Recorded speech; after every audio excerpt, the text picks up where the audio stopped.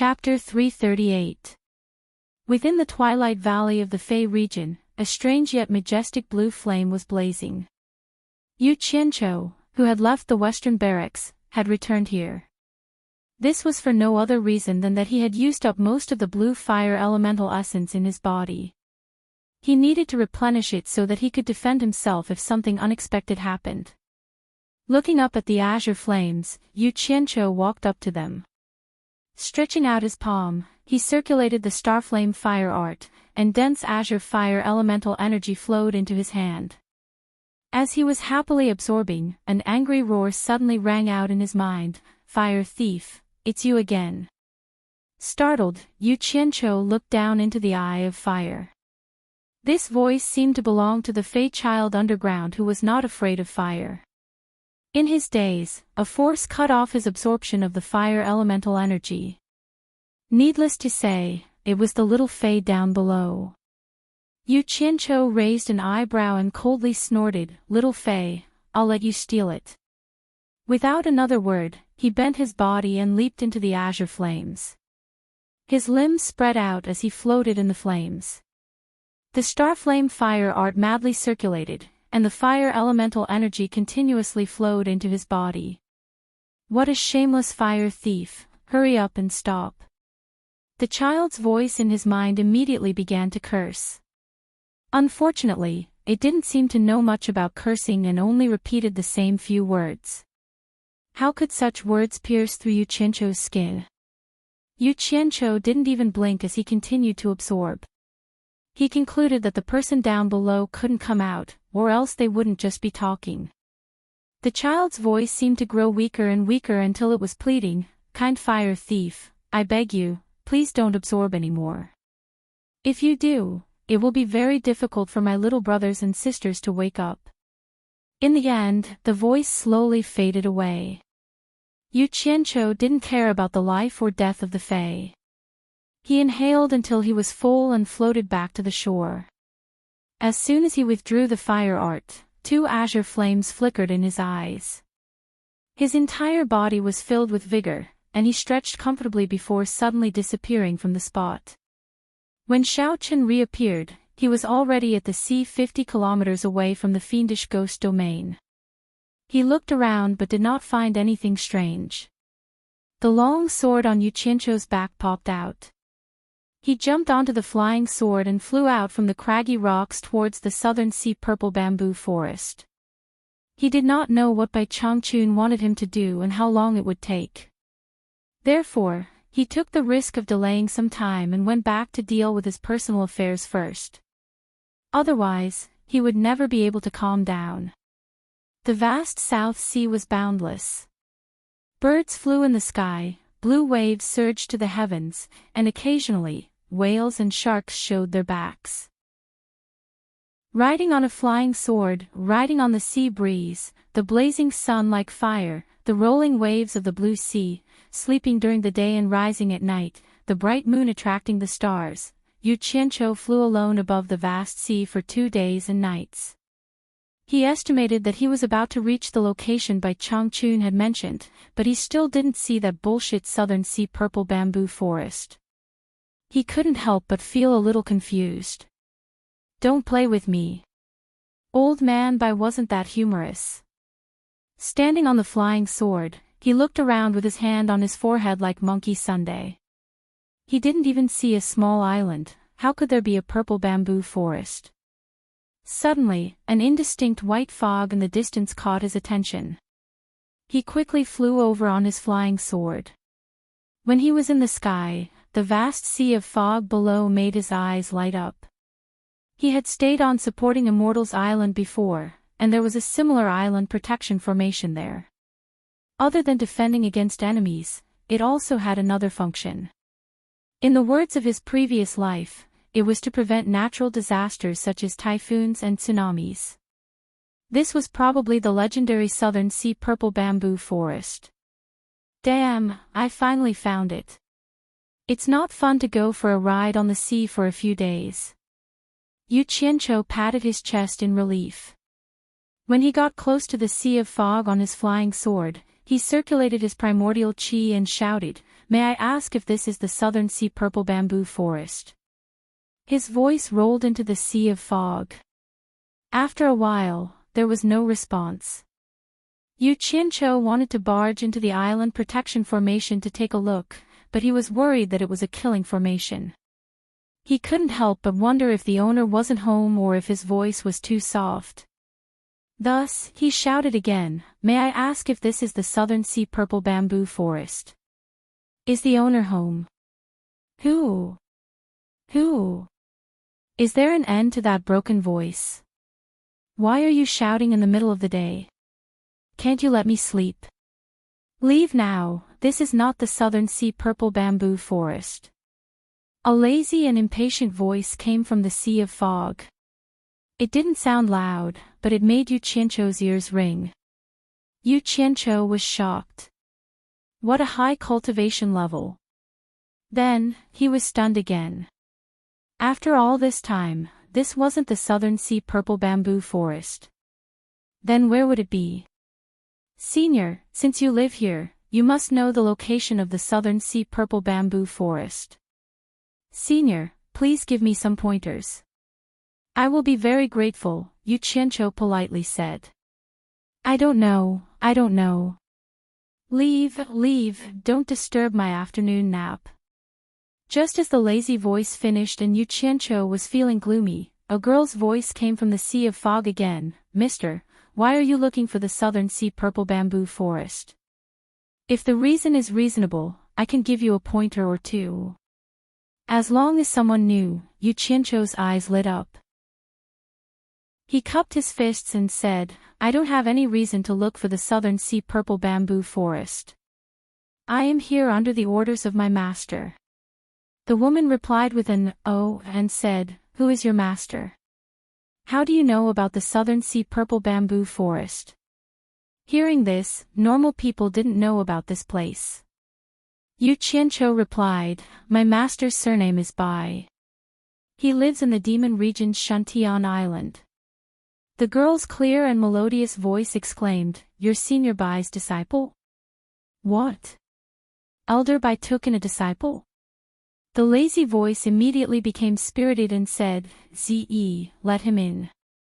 I want to see what kind of person can make Elder Bai take a liking to him." As soon as the voice finished, the sea of fog churned and a passage was quickly opened up in front of Yu Qianqiu. The girl said, "I didn't know you are Elder Bai's disciple. Please don't take it to heart. Please come in." It seemed like these two were very familiar with Bai Changchun. Were they enemies or friends? After hesitating for a while, Yu Qianqiu still flew in carefully along the passage. After all, if he wanted to know where the Southern Sea Purple Bamboo Forest was, he had to ask these two people. After passing through the passage, the surrounding sea of fog disappeared. It was really similar to the island's protective formation. From the outside, it looked hazy, but from the inside, there was nothing blocking it. Yu Qianqiu put away his flying sword and landed on the ground. A girl in purple was already waiting at the side. Yu Qianqiu only took a glance and was immediately attracted. Her beautiful hair was unrestrained, and her face was beautiful, quiet, and dignified. She had a pair of big eyes that were filled with intelligence, and her skin was fair. Coupled with her purple dress, she seemed to have an extraordinary temperament. A simple purple ribbon was tied around her waist, outlining her graceful figure. It was the first time they met, so it wasn't good to be too lecherous. He had to leave a good impression on the beauty. Yu Qianqiu forced himself to look elsewhere. It was fine if he didn't look, but the moment he looked, his face darkened. There were bamboos all around him, and they were purple bamboos that he had never seen before. He was currently in a purple bamboo sea. If someone said that this wasn't the Southern Sea Purple Bamboo Forest, he wouldn't believe it even if he was beaten to death. He was obviously fooled. Chapter 339. A gust of wind blew, the bamboo sea swayed and rustled. A few purple bamboo leaves swirled and flew between the two of them. The lady in purple saw that Yu Qianqiu didn't look good and seemed to see through his displeasure. She couldn't see through his cultivation, so she bowed and said, "This is the Southern Sea Purple Bamboo Forest. My master is used to being free and unfettered. He doesn't have any taboos when he speaks. If he offended you in any way, I apologize on behalf of my master. I hope you won't take it to heart." With the lady apologizing, Yu Qianqiu's anger was reduced by half. Moreover, this was the purple bamboo forest. That middle-stage demigod must be here. Even if he was angry, he had nowhere to vent. He remembered that Bai Changchun said that Master Nongzhu had a female disciple. This must be the lady in front of him. He shook his head and smiled bitterly. "Since this is the Southern Sea Purple Bamboo Forest, you must be Master Nongzhu's disciple." The one who spoke before was Master Nongzhu. Yes, Elder Bai must have mentioned it. The lady in purple smiled. "My name is Ze. May I know your name?" "Ze." Yu Qianqiu sized her up and said with cupped hands, "Miss is dressed in purple. You are indeed as beautiful as your name suggests." "I am Yu Qianqiu." "You are Yu Qianqiu?" Ze suddenly asked. Yu Qianqiu was startled and said, "Lady Ze, have you heard of me?" Ze shook her head slightly and said, "I think I've heard my master mention this name before, but that person's reputation in the cultivation world isn't that great. He must have the same name as Mr. Why would Elder Bai accept such a notorious person as a disciple?" She then raised her hand to lead the way and said, "My master is at the Zhu Lang Paradise, please follow me, Mr." She then walked gracefully and led the way. Yu Qianqiu followed behind with a face full of suspicion. He thought to himself, "Is there anyone else called Yu Qianqiu in the cultivation world other than me? F***ck. How could such an eccentric name have the same name and a bad reputation? No, if I have the chance, I must get rid of this person, lest he ruin my reputation, especially in front of a beauty." Within the bamboo forest, there was a 1-meter wide path that seemed to be paved with cobblestones. The winding path led deep into the bamboo forest. Walking on the small path, the bamboo forest on both sides was so dense that it was almost impossible to see the sun. Occasionally, the sunlight would shine on the thick layer of bamboo leaves, giving off a special feeling. As Ze walked past, the scattered purple bamboo leaves on the path automatically drifted into the bamboo forest on both sides. Seeing such a strange scene for the first time, Yu Qianqiu could not help but look around. The purple bamboo was indeed beautiful. Some were slender, some were noble, and some were like the belly of a Buddha. They were probably rare species, and he had to find a chance to transplant some of them to Utopia. Just as he was thinking this, he passed through the bamboo forest. Suddenly, a courtyard appeared in the depths of the bamboo forest. It was purple in color, and was made from purple bamboo. Several houses were connected to each other, and there were even a few bamboo pavilions in between. The layout was very elegant. There was a purple bamboo fence outside, and on the porch archway that was connected to the small path, there was a plaque that was so purple that it was almost black. On it was written, "Bamboo Paradise." This plaque was most likely made from an old piece of purple bamboo that had been cut in half. In the bamboo courtyard, there was a faint purple aura lingering around. It looked like a paradise on earth. Some unknown birds were leisurely jumping around inside, and they were not afraid even if people came. Yu Qianqiu suddenly noticed a middle-aged man leaning lazily at the entrance of the main house, looking at him curiously with a burning gaze. Yu Qianqiu also looked at him. His first impression could only be described with one word, and that was handsome.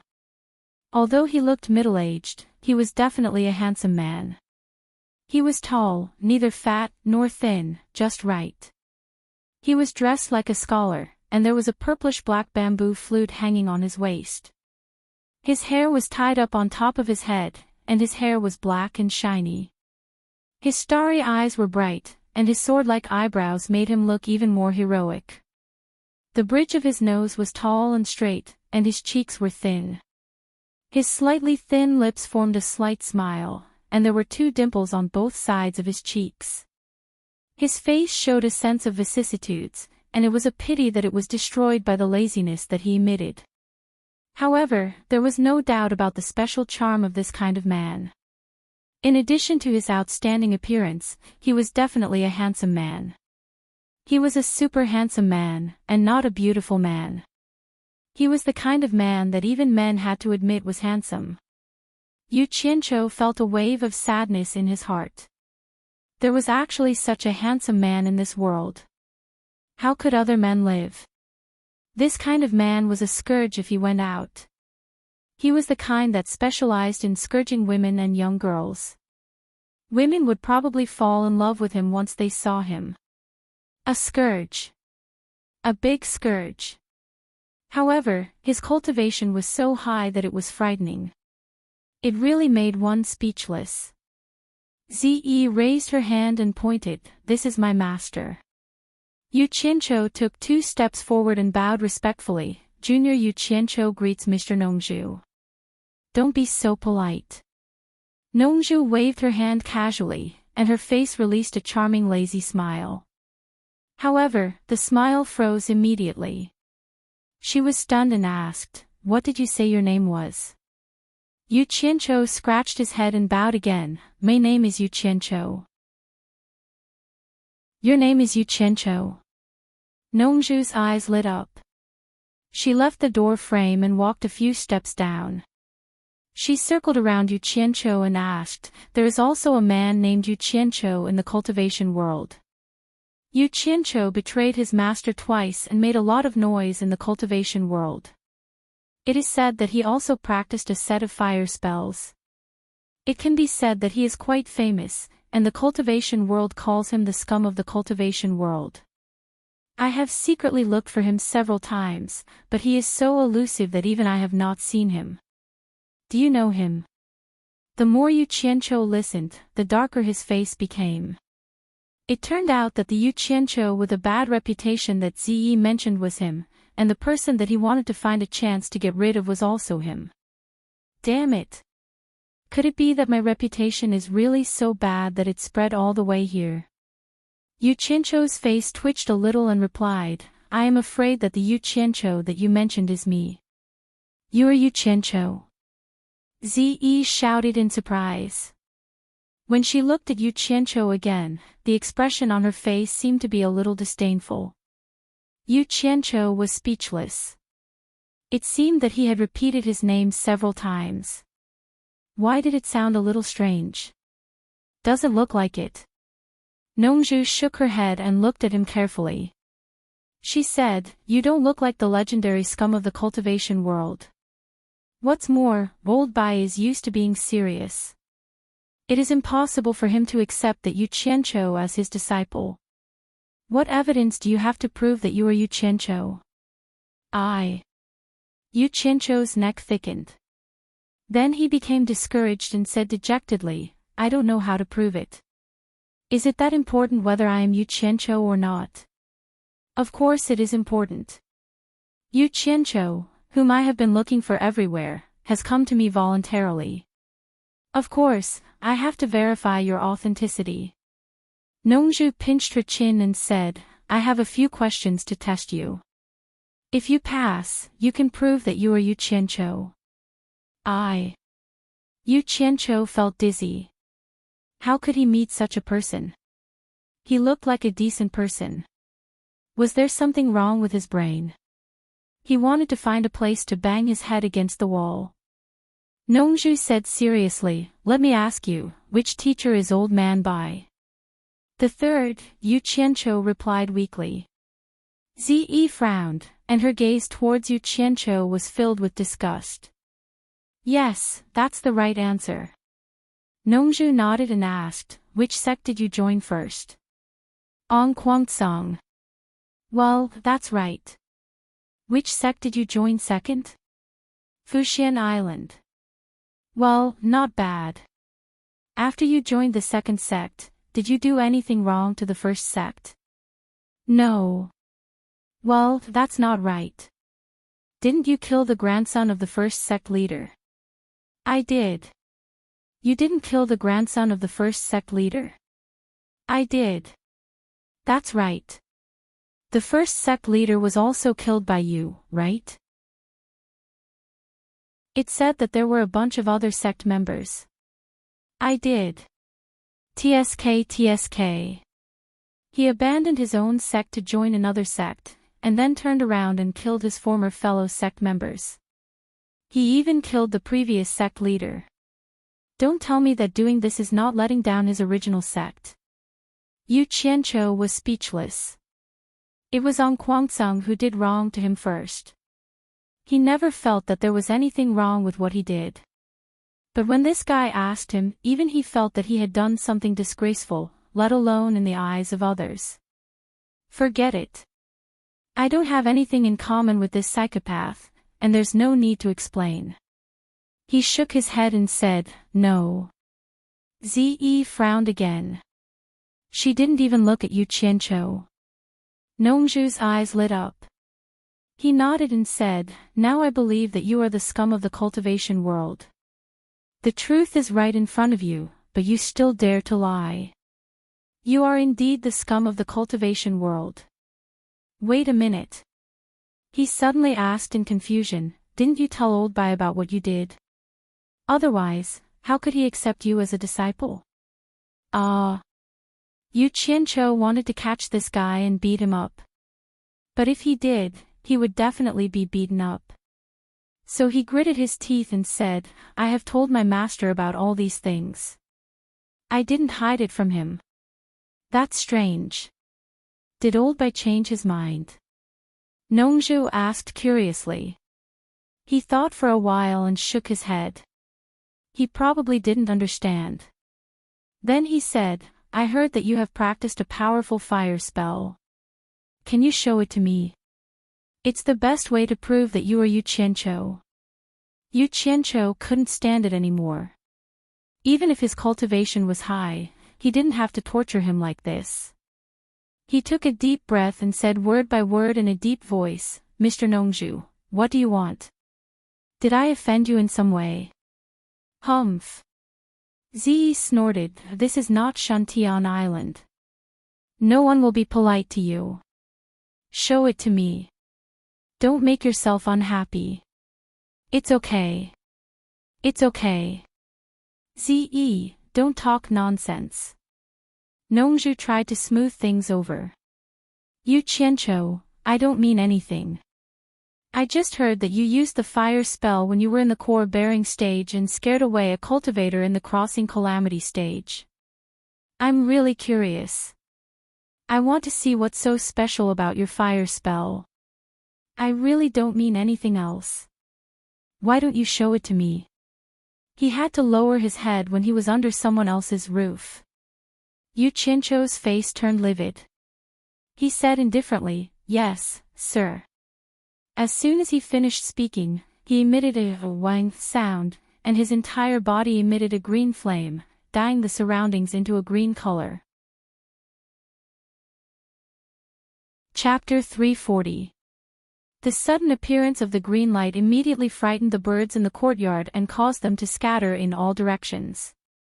Yu Qianqiu silently stood in the middle of the fire with his sword behind his back, allowing the green flames around him to wantonly spew out. He himself was like the source of the burning fire, like a dream or an illusion. This scene seemed a bit unreal. Nongzhu and Ze were shocked at first, but then they realized something was wrong. The fire on Yu Qianqiu looked strange and fierce, but they could not feel any warmth. After a moment of silence, Ze said coldly, what overbearing fire spell? It looks weak. I think it's just an illusion. Yu Qianqiu turned his head slowly, and his emotionless eyes met Ze's. Ze's heart skipped a beat. His eyes were so cold. She didn't know that Yu Qianqiu felt that he had been humiliated time and time again, and that he had already reached the critical point of exploding. He really wanted to let her know whether his stellar flame fire technique was just an empty shell. He was so angry that he needed to let it out. Hey, I heard that the fire you use with your fire art is red. Why is it green? Nongzhu frowned and said, Yu Qianqiu, did you not use your most powerful fire spell? Don't hide it. Show me what you're good at, I want to see that. The green fire was stirred. Yu Qianqiu said slowly, It's not that I want to hide it, but I'm afraid that if I use it, your purple bamboo forest will be destroyed. Oh. Nongzhu looked around the purple bamboo forest, and then looked at Yu Qianqiu seriously. She suddenly said strangely, Hee hee. Strange, I can't see through your cultivation. You can't be more powerful than me, can you? He just noticed it now. Ziyi snorted, his cultivation can't be higher than Master's. Master, I was right. He's good at using illusion. Ziyi, don't talk nonsense. The world is big, and there are many extraordinary people. Old Man Bai is proud and arrogant, and his cultivation base is even higher. There must be a reason why he chose him. After reprimanding her disciple, Nongzhu smiled at Yu Qianqiu and said, As long as I'm here, I can protect this purple bamboo forest. Yu Qianqiu, don't worry about using your fire spell. I really want to see it. As a cultivator at the middle stage of Huashan, her words were full of confidence. Yu Qianqiu nodded his head slightly, indicating that he would obey the order. He thought to himself, I must burn this entire purple bamboo forest today, or else I will never be able to vent my anger. Seeing that Yu Qianqiu agreed, Nongzhu's eyes brightened. She retreated with Ziyi and watched Yu Qianqiu's actions. Yu Qianqiu didn't do much. He simply clenched his fists, his knuckles cracking, and he exhaled. However, the azure flames on the surface of his body began to fluctuate restlessly. A wave of scorching heat suddenly spread out. Yu Qianqiu did not say anything and rapidly pushed the temperature to the highest. Today, he vowed to let this master and disciple know how powerful he was. Starting from his feet, the ground was scorched black, and it continued to expand. The sudden appearance and rapid change of the temperature caused Nongzhu's pupils to constrict. As if remembering something, she exclaimed, Twilight Valley's blue flame, it's blue flame. No, it's even more tyrannical than the blue flame. It seemed that he also knew about the demon ghost realm's blue flame. The moment such tyrannical heat appeared, the first to bear the brunt of it were naturally Nongzhu and Ziyi. Ziyi quickly circulated her energy to resist, and a ring of light rapidly formed around her. This was her stellar energy barrier. Normally, for a stellar energy barrier to appear in the form of a ring of light signified that the person's cultivation had reached the final stages of the tribulation.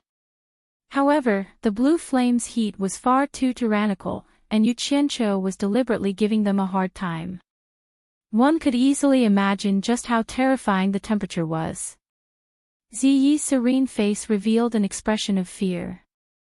Her stellar energy barrier wavered as if it was about to be destroyed by the invisible heat, but she continued to use all her cultivation and clench her teeth to resist.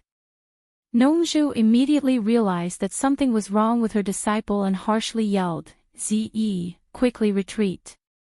This flame is not something you can endure with your cultivation. Ziyi glanced at Yu Qianqiu with a complicated expression. Biting her lips, she obeyed her master's orders and teleported far away into the purple bamboo forest. All of this happened in the blink of an eye. Brat, it seems that you really do want to burn down my purple bamboo forest. Fine, let me have a taste of your starflame fire art. Nongzhu said in high spirits, and her face was full of excitement. It seemed that she was the kind of person who had been lonely for a long time and was looking for a fight. However, it seemed a little too much for a middle stage of Huashan realm cultivator to fight an early stage of Yuanying realm cultivator. The purple-black flute on Nongzhu's waist appeared in her hand. She held it horizontally to her lips, and her slender fingers quickly flicked and pressed down, creating a series of finger shadows. Li. The clear sound of the flute was like the sound of nature. Just listening to the sound, it seemed to be refreshing. The blue flame on Yu Qianqiu's body fluctuated along with the sound of the flute, but with a cold hum, the fire of the blue flame suddenly increased. The spreading blackness on the ground bypassed Nongzhu and quickly attacked the surrounding buildings. Just now, he used the high temperature to force Ce to retreat, but the high temperature that he controlled could not get close to Nongzhu. Therefore, he controlled the strong heat to attack the surroundings and no longer fought against Nongzhu. He wanted to see how Nongzhu could protect the purple bamboo forest. Nongzhu, who was playing the flute, showed a faint smile on her face. The sound of the flute suddenly changed and became melodious. Yu Qianqiu, who was surrounded by the blue flame, slightly squinted his eyes. He saw that the sound of the flute in Nongzhu's hand actually spread out in a kind of almost tangible sound wave. It could be seen with the naked eye, and quickly formed a transparent ball in a certain range, blocking the invasion of the high temperature to the buildings and wrapping the two people in it. Yu Qianqiu tried his best to drive the flute, but the strong heat that used to be invincible in the past could not break the sound barrier. Don't steam the steamed buns, fight for your dignity. Yu Qianqiu clenched his fists and made a cracking sound. He straightened his chest and waved his arms, saying, "Aw." Boom, the blue flames suddenly burst out. He no longer fought against Nongzhu with the high temperature, but wanted to directly break the sound barrier with the fierce blue flame. In an instant, the transparent ball formed by the sound barrier was suddenly filled with the blue flame. Looking from the outside, it was like a blue ball with a diameter of dozens of meters emitting blue light. Ze, who was in the purple bamboo forest, witnessed all of this and her beautiful face turned pale.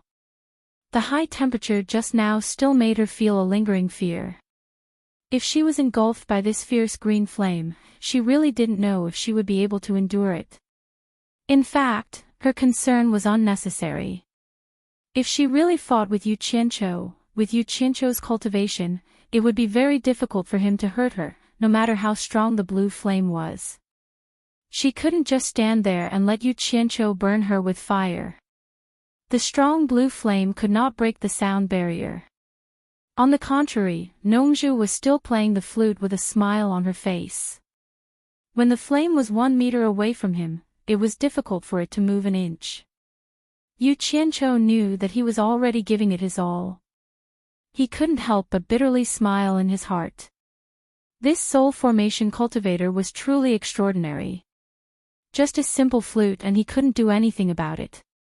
If the other party were to retaliate, Nongzhu really started to fight back. The sound of the flute suddenly became rapid, and Yu Qianqiu immediately felt a strong pressure coming from all directions. The sound barrier ball wrapped in the blue flame was shrinking slowly. It seemed that Nongzhu was going to send the blue flame back to where it came from. Yu Qianqiu wanted to fight back, but he immediately felt that the blood in his body was swelling, and his ears were buzzing. The blood in his chest seemed to be about to spurt out from his throat. His eyes were red and had a tendency to bulge out. He knew that with his cultivation, he couldn't fight back at all. It was time to stop, or he would be seriously injured even if he didn't die. In a second, the released strong blue flame was quickly sucked back into his body. Chapter 341. After the blue flame faded, the transparent sound barrier disappeared. Nongzhu stopped playing the flute and looked at Yu Qianqiu meaningfully. She smiled and said nothing. She held the purple and black flute in her right hand and twirled it between her slender fingers dexterously. Yu Qianqiu even suspected that this was how he got his title of Mr. Nongzhu. Strange. Strange. You were able to hide the blue flame in your body and control it so freely. It's hard to imagine how you managed to cultivate it. Nongzhu's face was full of amazement. He then asked, "Does this blue flame come from Twilight Valley?" Yu Qianqiu silently nodded. Senior's cultivation is truly unfathomable. I overestimated my own abilities and overestimated the power of the blue flame. Nongzhu shook his head and smiled. After this test, I knew that you were only at the nascent soul stage. You don't need to take your defeat to heart. It would be strange if I couldn't even suppress you. To say that my cultivation is unfathomable would be an overestimation. In the entire cultivation world, I can't think of anyone with a more unfathomable cultivation than your master. As for the blue flame, it has already transcended the realm of ordinary flames and can never be overestimated. It's not that the blue flame isn't powerful, but that the difference in cultivation between you and me is too great. Old by, Did your master ever tell you about the blue flame? Master didn't, but Healy did tell me that this blue flame is one of the legendary 3 true flames. As for the rest, I don't know, Yu Qianqiu said. Healy. Nongzhu muttered and suddenly smiled. Your master accepted you as a disciple. Is he all right? It seemed that he still didn't know that Healy was dead. Yu Qianqiu bluntly said, I already killed Healy. What? You already killed Healy? Nongzhu cried out. After a moment of silence, he didn't ask Yu Qianqiu why Healy had been killed. He only sighed. It's good that he's dead. It's not easy to cultivate to become a human, and you still have to rely on being a human all day. Isn't that tiring? Let's not talk about him. You know this place because your master told you to come here, right? Yes. Yu Qianqiu nodded. Nongzhu smiled bitterly and said, Your master Shifu must be plotting something against me again. When the time comes, he can just leave, but you want me to stay with you in the realm of demons. It's ridiculous. Did he ask you to come and get to know me so that we can get along in the future? Yu Qianqiu nodded, then shook his head and said, Master did say something like that, but this time, he said that he has something for me to do. As for what it is, Master said that when I find you, you will tell me what I should do. Nongzhu, who was shaking her head, was stunned. She held the flute in her hand tightly. After a long time, she looked at Ziyi, who was standing in the purple bamboo forest. She smiled bitterly again and said, By Changchun. You worry too much, but why do you always drag me down? As your friend, do I have to worry for nothing? I have nothing to say about you worrying about the demon region and pulling me in. After all, I was the one who pulled you in back then. But do you have time to worry about the whole world? This time, you don't even let my disciple go. Hearing this, Yu Qianqiu, who was a bit discouraged, immediately became curious. He couldn't help but ask, Senior, what does my master want me to do? At this moment, Ziyi also walked back and looked at her master curiously. What? Do you want to do it? Nongzhu said angrily, he wants you to die and gamble with your life. Do you want to do it? Damn. Only people with mental problems would do it. Yu Qianqiu subconsciously shrank his head and said with a smile, Senior, you must be joking. How could my master send me to die? Impossible. Nongzhu sneered and said, Then why didn't your master tell you what to do in person, but asked you to ask me? I think he was too embarrassed to tell you. Let me ask you, do you know that your master is going to the East Holy Land? Yes. Healy said that master's lifespan was running out, and he couldn't wait until the next opening day of the Heaven and Earth formation, so master is basically going to go this time. Did your master tell you about that star bead? He did. He said that it was a treasure that even the immortals in the upper world coveted. The owner of it could become a god, and the ancient war started because of it. Nongzhu nodded and said, It is said that there is a solid reason to believe that the star bead didn't fall into anyone's hands, but was left in the territory of the Xia Empire. Damn! Yu Qianqiu's eyes lit up and he said with a smile, That's not possible. If such a precious treasure was really left in the territory of Xia, it would have fallen into the hands of some big sects or masters in the cultivation world. Hee hee. Do you think people in the cultivation world of Huaxia don't want to look for it? However, after searching for tens of thousands of years, no one had been able to find it. Hence, everyone treated it as a legend, and no one bothered to find it again. It should be over by now. But a highly respected fortune-teller from the Di-Rong kingdom said before his death that the Star bead would reappear in the Huaxia Empire in 100 years. Hey! Now there is something interesting to watch. All the soul-forming stage cultivators from all countries are eyeing the Huaxia Empire. Yu Qianqiu asked suspiciously, "Senior, what does a fortune-teller do? How did he convince everyone with just one sentence?" It's similar to fortune-telling in the secular world, but he is more advanced. He doesn't hang out with ordinary people, and his customers are all soul-forming stage cultivators from all countries. That old guy doesn't speak easily, but when he does, he never makes a mistake. How can people not believe him? So a bunch of soul-forming stage cultivators came to Huaxia to join in the fun. But your master is also from Huaxia, and he is the #1 soul-forming stage cultivator. If your master doesn't agree, no one dares to come. Damn! That old guy is really awesome. It's an honor to be his apprentice. Yu Qianqiu blinked and asked, "What happened then?" Then the news that your master is going to the Eastern Holy Land in a few years got out. A bunch of people were prepared to wait for your master to leave before coming. But your master didn't want it. He took the initiative to send out invitations, inviting all the soul-forming stage cultivators to gather in the Eastern Sea. I was the one who sent the invitations. Your master has a lot of face, so no one dared to not go. Even I went. In the end, your master is awesome. Facing several hundred soul formation stage experts from various countries, he actually wanted to force everyone to swear a poison oath.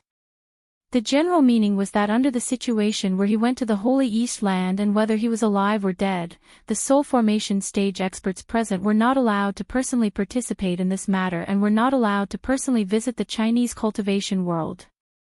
To be honest, although your master is a bit arrogant, this oath isn't too extreme. At least he left some leeway for those people, and didn't completely cut off their hope.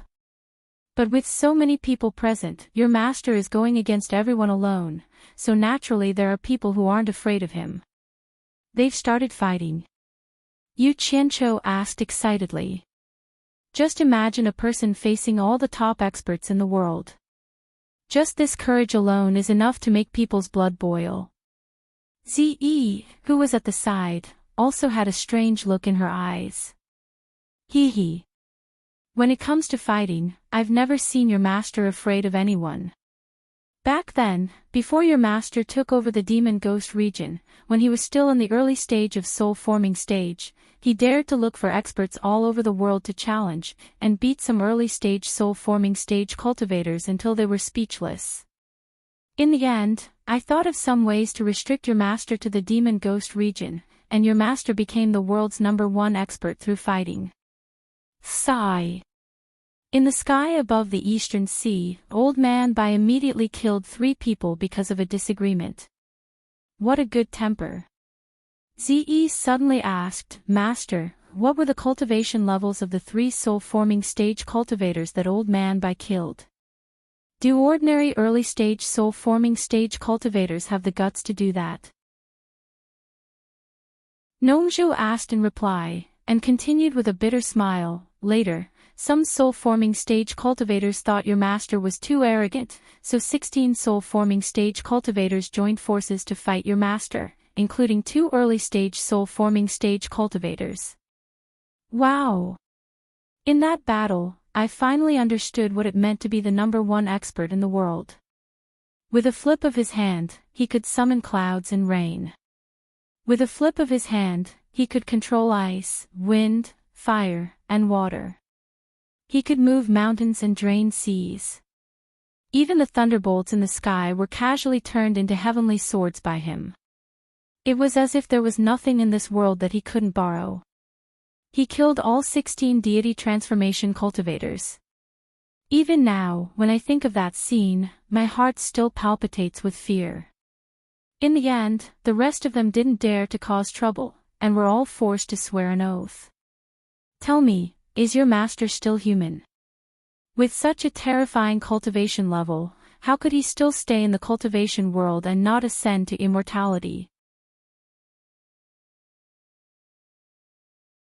Chapter 342. Ziyi's eyes became confused when she heard these shocking words. She seemed to be imagining the scene of the fierce battle.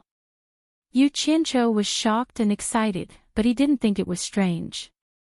Bai Changchun once told him that he had even killed immortals in the upper world, so it was normal for him to have no opponents in the cultivation world. Although those people were forced to make a poison oath, they didn't give up. The poison oath said that they couldn't intervene in person, but it didn't say that they couldn't let others intervene on their behalf. Therefore, the masters of the soul formation stage from various countries sent their disciples or subordinates to Huaxia.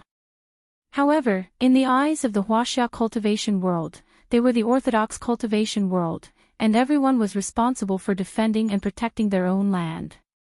A group of foreign cultivators had no choice but to join forces to gain a foothold in the Huaxia cultivation world. So they found the father and son of the Yan family, who were attacked by the righteous and evil sects. The father and son of the Yan family were in danger, so they were happy to have help from a group of strong cultivators. As Nongzhu spoke, she suddenly said with a teasing smile, "Yu Qianzhou, I heard that the father and son of the Yan clan were forced into a corner by you. That's why they became enemies with the righteous and demonic Dao." Ziyi looked at him curiously and wondered why it had anything to do with him. Yu Qianzhou was thinking about what the enchantress of Allure said a few days ago. It turned out that there was a reason behind those people's arrival. But after hearing Nongzhu's words, his face suddenly became serious and he denied flatly, "Slander, this is pure slander.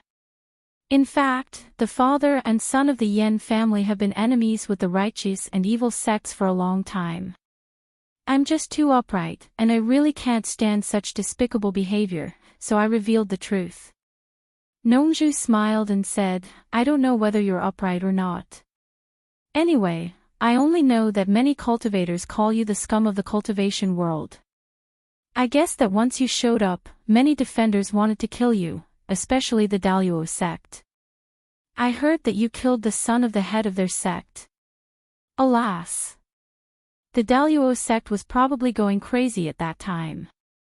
It could be said that they were humiliated by you, so they sent a large number of people and almost turned the Huaxia cultivation world upside down. But even I didn't expect that you would hide in the demon ghost region and become old Bai's disciple. Who would have thought that? No wonder I couldn't find you anywhere." Although Ziyi rarely interfered with the matters of the outside world of cultivation, she still knew about some of the higher-ranked sections. This fellow in front of her actually dared to kill the son of the Daluo sect master, which was ranked second in the righteous Dao. Yu Qianzhou's expression is a little unnatural, but he still quibbles, "These are all rumors, it's not worth believing." Haha. Nongzhu shook her head and laughed, "Look at this. The cultivators from the other countries were forced to go because of your master, and the Yan father and son were forced into a corner by you. Now that these two groups of people are together, an old man Bai has become your master and disciple, this mess. I just realized that you two master and disciple are really a perfect match, both of you are extremely daring people." Sigh. Where there is a cause, there is an effect. But what does that have to do with me? You two master and disciple should solve the problem yourselves. What right does old man Bai have to drag me into this? This is outrageous. Master, what does old man Bai want you to do? Ziyi asked. Nongzhu frowned and said, "The cultivation world of Huaxia is undoubtedly the most powerful country in the entire cultivation world. Although the other countries are not as powerful as Huaxia individually, if they unite, they will definitely be more powerful than Huaxia. Usually, these hundreds of countries can't unite, but the temptation of the star bead is too great, and Huaxia is too xenophobic, so they have no choice but to unite. This time, those who came to meet with the Yen father and son are only the vanguard. Once the war starts, strong reinforcements from other countries will come continuously. Although Old Man Bai was in the demon region, deep down he saw himself as a part of Huaxia. However, when he forced everyone to swear an oath in the East Sea, he had also said that he would not interfere in this matter personally, or the oath would be voided. Now, what was originally a matter between soul-forming stage cultivators has become a matter of the whole cultivation world. Sigh. Because of Old Man Bai, the whole cultivation world is going to be in chaos, and the cultivation world of Huaxia has become the target of public criticism. It's in a precarious situation. The three of them had their own thoughts. After a long time, Ziyi suddenly asked, "Master, did you take the oath at that time?" Hearing this, Nongzhu's face showed a trace of pride, and she said, "Based on my relationship with Old Man Bai, he won't make things difficult for me." Ziyi, don't get the wrong idea. It's not because I didn't take the oath, but because he wants me to solve this problem. Even if he wants me to do that, I won't do it. Once I do that, I will become the enemy of all the soul-forming stage cultivators in the world. At that time, Old Man Bai can just leave, and I don't have the ability to fight against all the masters in the world alone. I can live for at least 700 or 800 years, and I don't want to die so early. After a pause, she shook her head and said with a bitter smile, "But I was still tricked by this old man. Some time ago, he came to me and said that this problem was caused by him, and he had to find a way to solve it. Otherwise, once the cultivation world of Huaxia collapses, the armies of the secular world from other countries will come one after another. At that time, the Huaxia Empire will be in chaos, and the common people will be in deep trouble. I don't know how many people will die because of this, so he has to find a way to protect the cultivation world of Huaxia. I know he's a proud and aloof person. Although he's invincible, he doesn't have many friends, and I'm his only friend. He's looking for me because he needs my help, but as I said before, it's impossible for me to personally intervene in this matter. So I asked him, what are you going to do now that things have come to this? Yu Qianqiu, do you know what your master said? Damn it. What do you mean by that? Don't tell me you want me to go against the whole world. Isn't that courting death? I won't do it even if you beat me to death. Yu Qianqiu shook his head decisively and said, this is a matter between masters like you. I am just at the gathering vitality stage, and I can't guess what you're talking about. His words first removed himself from the problem, but he might not get what he wanted. Nongzhu was stunned. She looked at him with a strange expression and continued, your master said that he has been meditating on the Great Tao for many years, and he seemed to understand something by watching the stars at night. He found the person who can solve this problem. He hopes that I will send my disciple, Ze, to help that person, for the sake of our friendship. Master, did Senior Bai specifically ask me to participate in this matter? Ze asked in surprise. It seemed that it was a great honor to be called by Bai Changchun. Yu Qianqiu glanced at her and thought, idiot. Nongzhu rolled her eyes at Ze and snorted, I refused at that time. Isn't that asking my disciple to die? Who would have thought that the old man would bully me for being soft-hearted? He said that if I didn't help him, he wouldn't care if he would be punished by the heavens. He would slaughter all the deity transformation cultivators in the world, including me. I was shocked at that time. I knew that since he dared to say that, he would definitely do it. I had no choice but to ask him, can the person you mentioned really solve this problem? He said yes, so I gritted my teeth and said yes. After the matter was settled, he told me that he would ask that person to come to me in person, and asked me to tell him about it. He also asked Ze to go with him to carry out the task. Speaking of this, Nongzhu suddenly pointed at Yu Qianqiu's nose and flew into a rage, damn it, I thought it was some great figure that could attract old Bai's attention. I wanted to meet him, but it turned out to be you, Yu Qianqiu. You are the scum of the cultivation world. As a cultivator in the nascent soul stage, how could you, a cultivator in the nascent soul stage, protect the cultivation world of Huaxia? How could you run away? Not only the father and son of the Yan family will not let you go, but many cultivators in the cultivation world of Huaxia will also want to kill you. How could you protect them? It's good enough that you can protect yourself. Asking you to take my disciple out, isn't that a gamble with your life? I finally understand now. Old Bai was afraid that you would die too quickly, so he took my disciple out to be your bodyguard, old bastard. It was probably because he was angry that a handsome old man like him was spouting vulgarities.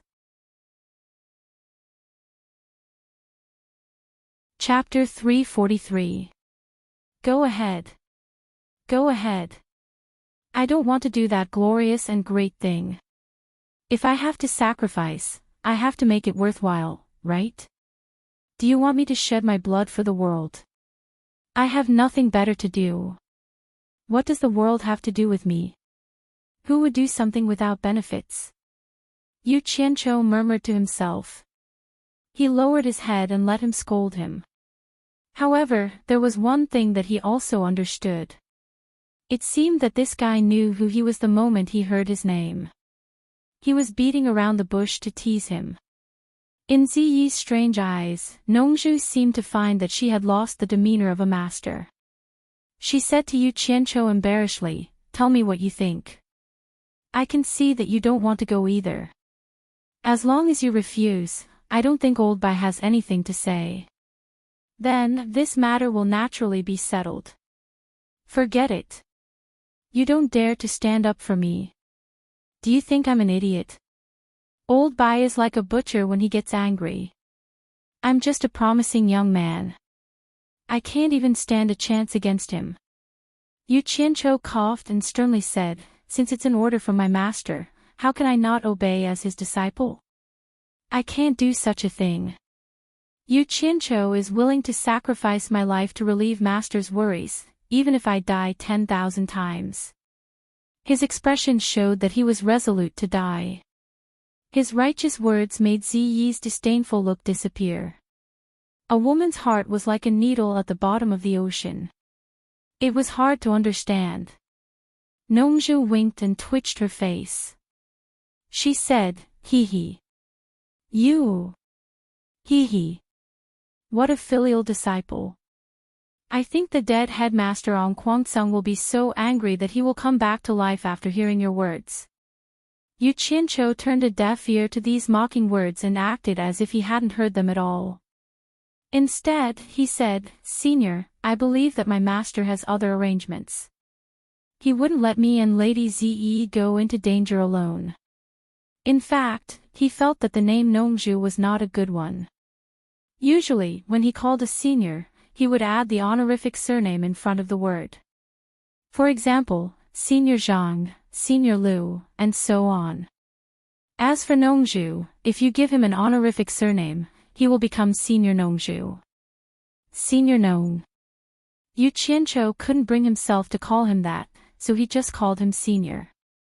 Old Man Bai has other arrangements. Nongzhu's eyes lit up and she asked suspiciously, "How do you know? Did he tell you something?" "I didn't say anything, but think about it, Senior." Yu Qianqiu explained, "Although it's not convenient for my master to do it, I can ask someone else to do it. As the torture master of the realm of demons and ghosts, he has thousands of demons and ghosts under his command. Just the ones at the final stage of crossing the heavenly tribulation are frightening. If my master can let me bring them out, I'm confident that I can defeat them no matter how many cultivators from different countries come." Nongzhu looked him up and down and said disdainfully, "What kind of sweet dream are you having? Was there something wrong with his brain? You're Bai Changchun's disciple. How can you release the demons and ghosts in the realm of demons and ghosts at will? If your master had a choice, he would rather destroy the cultivation world of Huaxia than release a single demon or ghost. Does it matter? At worst, we can drive them back to the realm of demons and ghosts. Yu Qianqiu said disapprovingly. Nongzhu looked into the distance with confusion in her eyes, as if she recalled something from the past. After a pause, she shook her head and sighed, "You don't have to mention it again. Your master won't do it. It involves the oath made by the ancient god of war, demon monarch of swords, when he took over the realm of demons and ghosts." Zi asked curiously, "Master, do you know about it?" Nongzhu looked at her disciple and sighed. She said with a wry smile, "If it weren't for my laziness and unwillingness to bear the heavy responsibility, the realm of demons and ghosts of this generation would not be me, instead of Old Bai. Speaking of it, I tricked Old Bai and trapped him in the realm of demons and ghosts for more than 1,000 years. Otherwise, with his talent, he would have ascended to the immortal realm long ago, and the current situation would not have happened. Speaking of it, it has something to do with me. I'm the one who wronged him first." As he spoke, he looked at Yu Qianqiu and sighed, "Forget it, forget it. Since you are determined to follow Master's orders, then I have nothing else to say. Just take it as I owed Old Man Bai back then. Today, I will return it to him." Yu Qianqiu had heard about this from Bai Changchun. He knew that Nongzhu should have been the realm of demons and ghosts of this generation, but he didn't know what had happened during this period. Yu Qianqiu couldn't help but blame himself for talking too much when he saw that Nongzhu had agreed to the matter that she had opposed so firmly because of his words. Previously, Nongzhu had wanted him to stand up and refuse. Yu Qianqiu had said that he was righteous, but he had the same idea. He was eager for Nongzhu to stand up and refuse. But he had thought it through. It didn't matter. I'll do what I should do when I go out. I can't be so stupid as to hit a stone with an egg. Getting rich quietly was the way of the king. Yu Qianqiu, come with me. I have something to say to you. Nongzhu said hello to him and walked to the purple bamboo forest outside the courtyard. Yu Qianqiu was startled. What kind of words couldn't be said here? He looked at Zi, who had turned her face to the side. He immediately understood that Nongzhu wanted to have a private conversation with him and didn't want her disciple to hear it. He was a little curious, so he quickly followed her out. The two stopped on the path of the purple bamboo forest one after the other. A halo expanded from Nongzhu's body and quickly wrapped Yu Qianqiu in it. Nongzhu turned around and asked, "What are you going to do this time?" "Damn. What's so mysterious that they even need to set up a bounded domain to prevent others from eavesdropping?"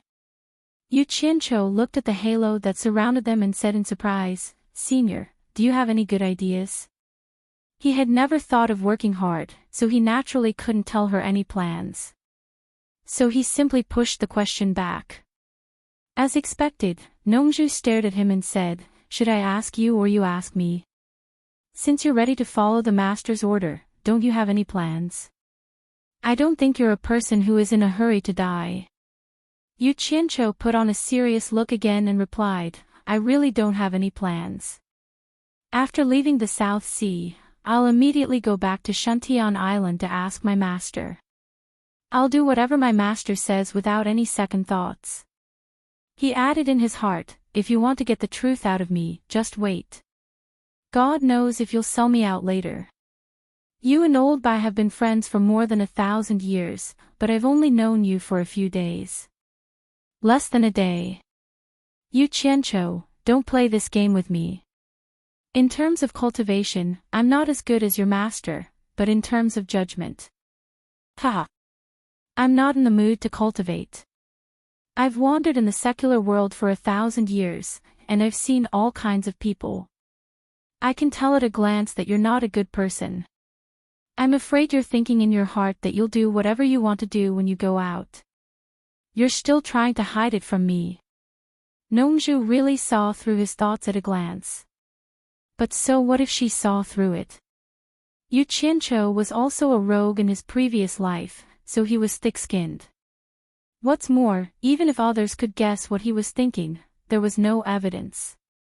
Yu Qianqiu waved his hands and said, "No, no. You've wronged me. I'll never have that kind of thought even if you beat me to death. I've never had that kind of thought. Really, I've never had that kind of thought from the beginning to the end." He was very sincere. "Oh. You really haven't?" Nongzhu looked at him seriously and sneered, "Then swear to me now. If you've ever had such a thought, curse yourself to die a horrible death as soon as you leave the South Sea purple bamboo forest. Swear now. Swear to your grandma." Yu Qianqiu cursed in his heart. How could he swear to her? Cultivator's swears would come true. Although he had never seen anyone do it, everyone said so. Who would dare to joke with their lives? Yu Qianqiu smiled awkwardly. "You're being suspicious." "I'm open-minded, so I don't need to swear. Open-minded my ass." Nongzhu immediately gave Yu Qianqiu a burst chestnut with her flute. Her cultivation was high and her attack was fast. Yu Qianqiu didn't even have a chance to dodge. His forehead hurt. He couldn't close his mouth even though he was gritting his teeth. Nongzhu poked his forehead with her flute and warned, "It's not wrong for you to think like that. You should do that when you go out. You can't do things that you know will lead to death. If you want to save the world, you have to protect your own life first. Otherwise, how can you save the world? Do you understand what I mean?" "Oh." Yu Qianqiu covered his forehead and suddenly understood, but he still didn't want to leave any evidence in his words. He nodded repeatedly and said, "I won't forget your words. I will try my best to understand them." Nongzhu looked at him and kept shaking her head. She clicked her tongue and said, "It seems that I didn't misjudge you. You're really not a good guy. That's good. I'll be relieved to hand Ze over to you." Then she changed the topic and smiled sinisterly. "Ze can protect you when she goes out with you, but you can't let her be in danger. That girl is stubborn and easily stubborn. I warn you, even if you have to die in front of her. Otherwise, I will find you and turn you into ashes even if you have to go to heaven or hell. There's one thing I won't hide from you. Ze is my disciple, but she is actually my daughter. Your master also knows this. You'd better be smart when you encounter something outside." "Ah." Yu Qianqiu was stunned and said in surprise, Who will protect who? That's for you to think about. Don't ask me." Nongzhu didn't care so much. She took the halo back into her body and gave him a fierce look. Then she walked straight back to Ze and told her something. Chapter 344. I told you to listen to him and protect his safety, but you still have to put your own safety first. If it's too dangerous, with the transfiguration transposition art that I taught you, it shouldn't be a problem for you to escape alone. Bastard! Bastard! As soon as Yu Qianqiu walked over, he heard Nongzhu teaching her disciple like this. It was obvious that she was telling her disciple to leave him behind and escape alone when she was in danger. Unfortunately, he had to lower his head under the eaves. Most importantly, he couldn't defeat her, and even her surname was Nongzhu. Yu Qianqiu stood aside obediently. Ze looked at Yu Qianqiu, who was standing obediently at the side, and said with a slight frown, "Master, if I escape alone, this Senior Bai asked me to protect him.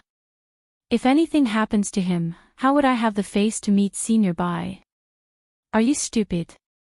Nongzhu's voice suddenly became louder. Then, thinking that this girl was stubborn, she calmly pointed at Yu Qianqiu and smiled. "Ze, don't look down on this guy. You don't know. I often travel outside, but I know that this guy killed Ong Guangsung's grandfather and grandson. Even Ong Guangsung at the last stage of passing calamity couldn't catch him. He killed the son of Daluo sect's leader, and the whole Daluo sect was looking for him. Look, he is still standing here, safe and sound. You should know that he was only in the bearing essence stage at that time. In terms of escaping, he is better than you. I'll endure it.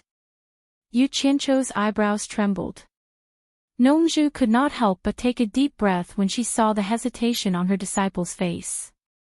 She said calmly and patiently, Ziyi, what do you think of old Bai's cultivation? Ziyi's face turned serious. Elder Bai's power is profound. He is almost like an immortal on earth. No one in the cultivation world can defeat him. That's right. Why don't you think about it? How can a disciple taught by old man Bai be weak? If he really doesn't have any ability, why would old man Bai entrust such an important task to him? What's more, you've seen his fire spell. Although your cultivation is at the end of the crossing heavens test, do you think you can catch him? Nongzhu sighed, to be honest, I'm not worried about him, but you. If something happens to you, Master will be the only one left in the southern sea purple bamboo forest. How do you expect Master to live for the next few hundred years? Despicable and shameless. You're even playing the pity card. I'll continue to endure it. Yu Qianzhou pretended not to hear anything and continued to maintain a straight face. As expected, Ziyi nodded emotionally and said, Master, don't worry. I will definitely come back to serve you without a single scratch. Good, good, good. I'm relieved. Let him be then. Nongzhu waved her hand sadly and said goodbye. When she turned around, there were tears in her eyes. Nobody knew whether it was real or not. However, Yu Qianzhou gave him a disdainful look. He judged others by himself and felt that this guy must be pretending.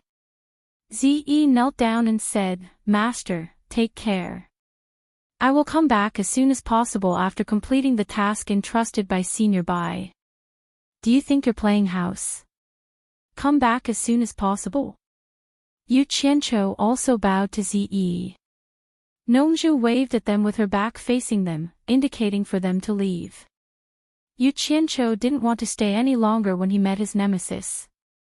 He unsheathed the long sword on his back, jumped on the sword and jumped into the air.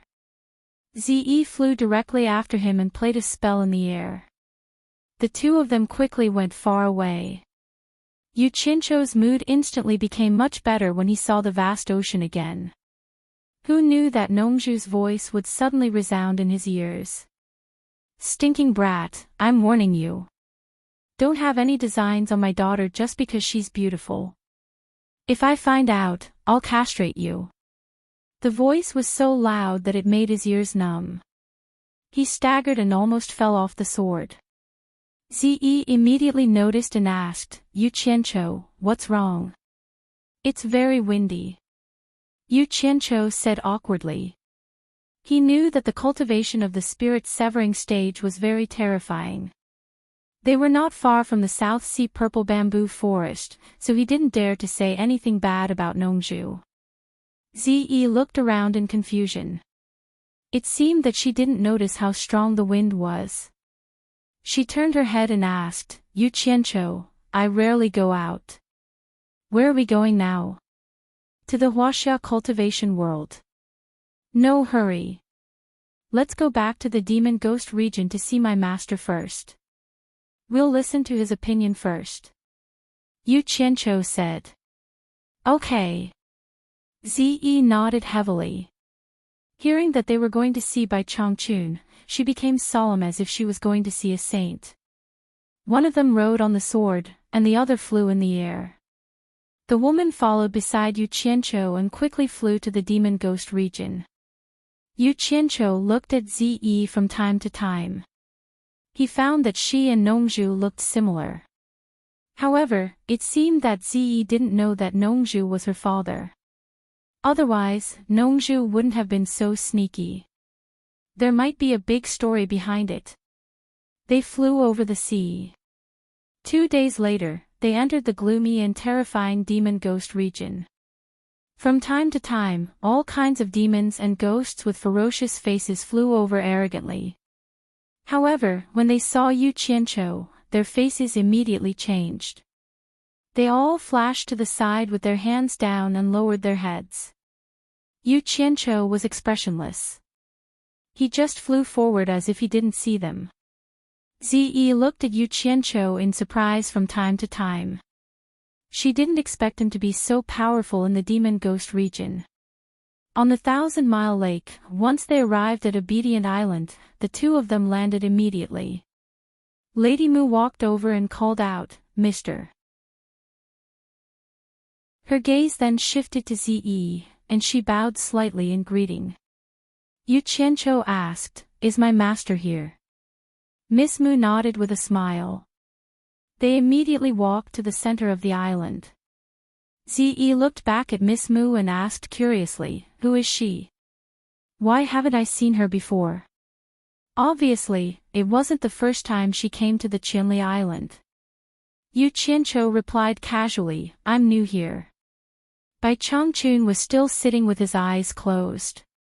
Ziyi stood at the door obediently. Yu Qianqiu came in and bowed, "Master, I'm back." Bai Changchun slowly opened his eyes and stared at Yu Qianqiu with a sharp gaze. Yu Qianqiu felt a little uneasy as he stared at him. Bai Changchun said, "Nongzhu has told you everything that happened, right?" "Yes." Yu Qianqiu said respectfully. Bai Changchun asked again, "Are you willing to do this?" F***ck. Do I dare to refuse in front of you? Yu Qianqiu said, "I'll follow your arrangements." Bai Changchun nodded and said to the door, "Ziyi, are you willing to help him?" Ziyi quickly came in respectfully and bowed, "Greetings, senior." Ziyi is willing. Then I won't say much. Yu Qianqiu has a lot of experience in the cultivation world. I'll have to trouble you to help him for the time being. Ziyi will obey senior's orders. You can go now. Bai Changchun said and slowly closed his eyes again. Yu Qianqiu hurriedly asked, "Master, what should we do this time? Don't you have any instructions?" However, Bai Changchun didn't say anything. After waiting for a while, the two had to leave obediently. Since they were told to leave now, they didn't dare to stay any longer. Not long after they arrived, they broke through the sky and left. Not long after they left, Yu Qianqiu heard Bai Changchun's voice again. Ziyi is actually Nongzhu's biological daughter. Nongzhu treats her like a pearl in his palm. Now, among all the cultivators in the Huashan realm in the world, Nongzhu is the only one who can stay out of this, and he is the only one who can help you. However, he must have a lot of scruples. The reason why I want Ziyi to help you is not that she can help you much, but that Nongzhu will not leave her daughter alone. I think she will help you at the critical moment. F***ck. So that's how it is. They are really cunning. They are really experienced guys. Yu Qianqiu glanced at Ziyi and continued to fly forward. Ziyi had no clue, so she could only follow him. Yu Qianqiu had a toothache.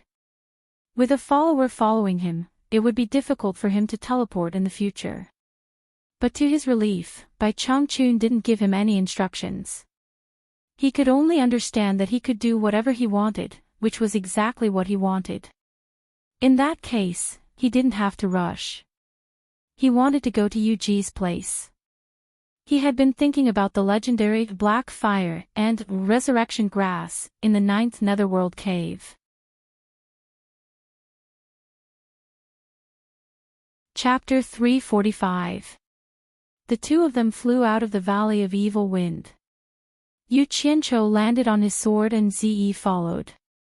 She asked in confusion, "Aren't we going to the Huaxia cultivation world? Why did you stop?" Yu Qianqiu pointed at the valley where the phosphorescence was faintly discernible and said, "Looking for something to prepare for going to the Huaxia cultivation world." Hearing him say so, Ziyi didn't ask any more. She followed him into the valley against the gusts of Yin wind. Before they got close, they heard someone shouting in the depths of the Yin fog, "Who are you?" How dare you break into my valley of evil wind? Stop and reply. Yu Qianqiu. Yu Qianqiu shouted his name and continued to stride forward. The yin fog in the valley rolled, and a horn sounded. The yin fog dispersed to both sides, and the stairs leading to the valley appeared. As the two of them approached, they saw a group of armored generals behind Yu Ji quickly coming to welcome them. They lined up in 2 rows and made way for them. They cupped their fists and said, "Greetings, Mr. Welcome, Mr.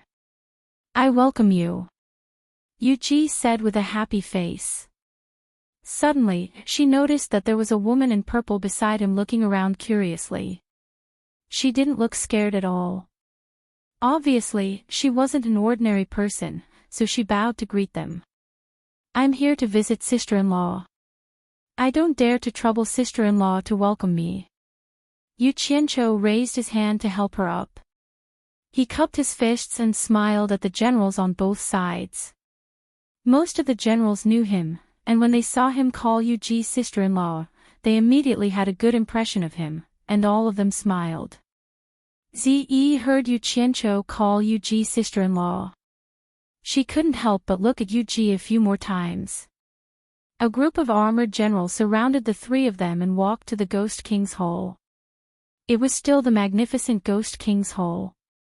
However, the man who sang and cried every night was already dead, leaving only a woman in charge. After the group of people entered the Great Hall, Yu Ji invited Yu Qianqiu to sit on the throne. Yu Qianqiu did not stand on ceremony.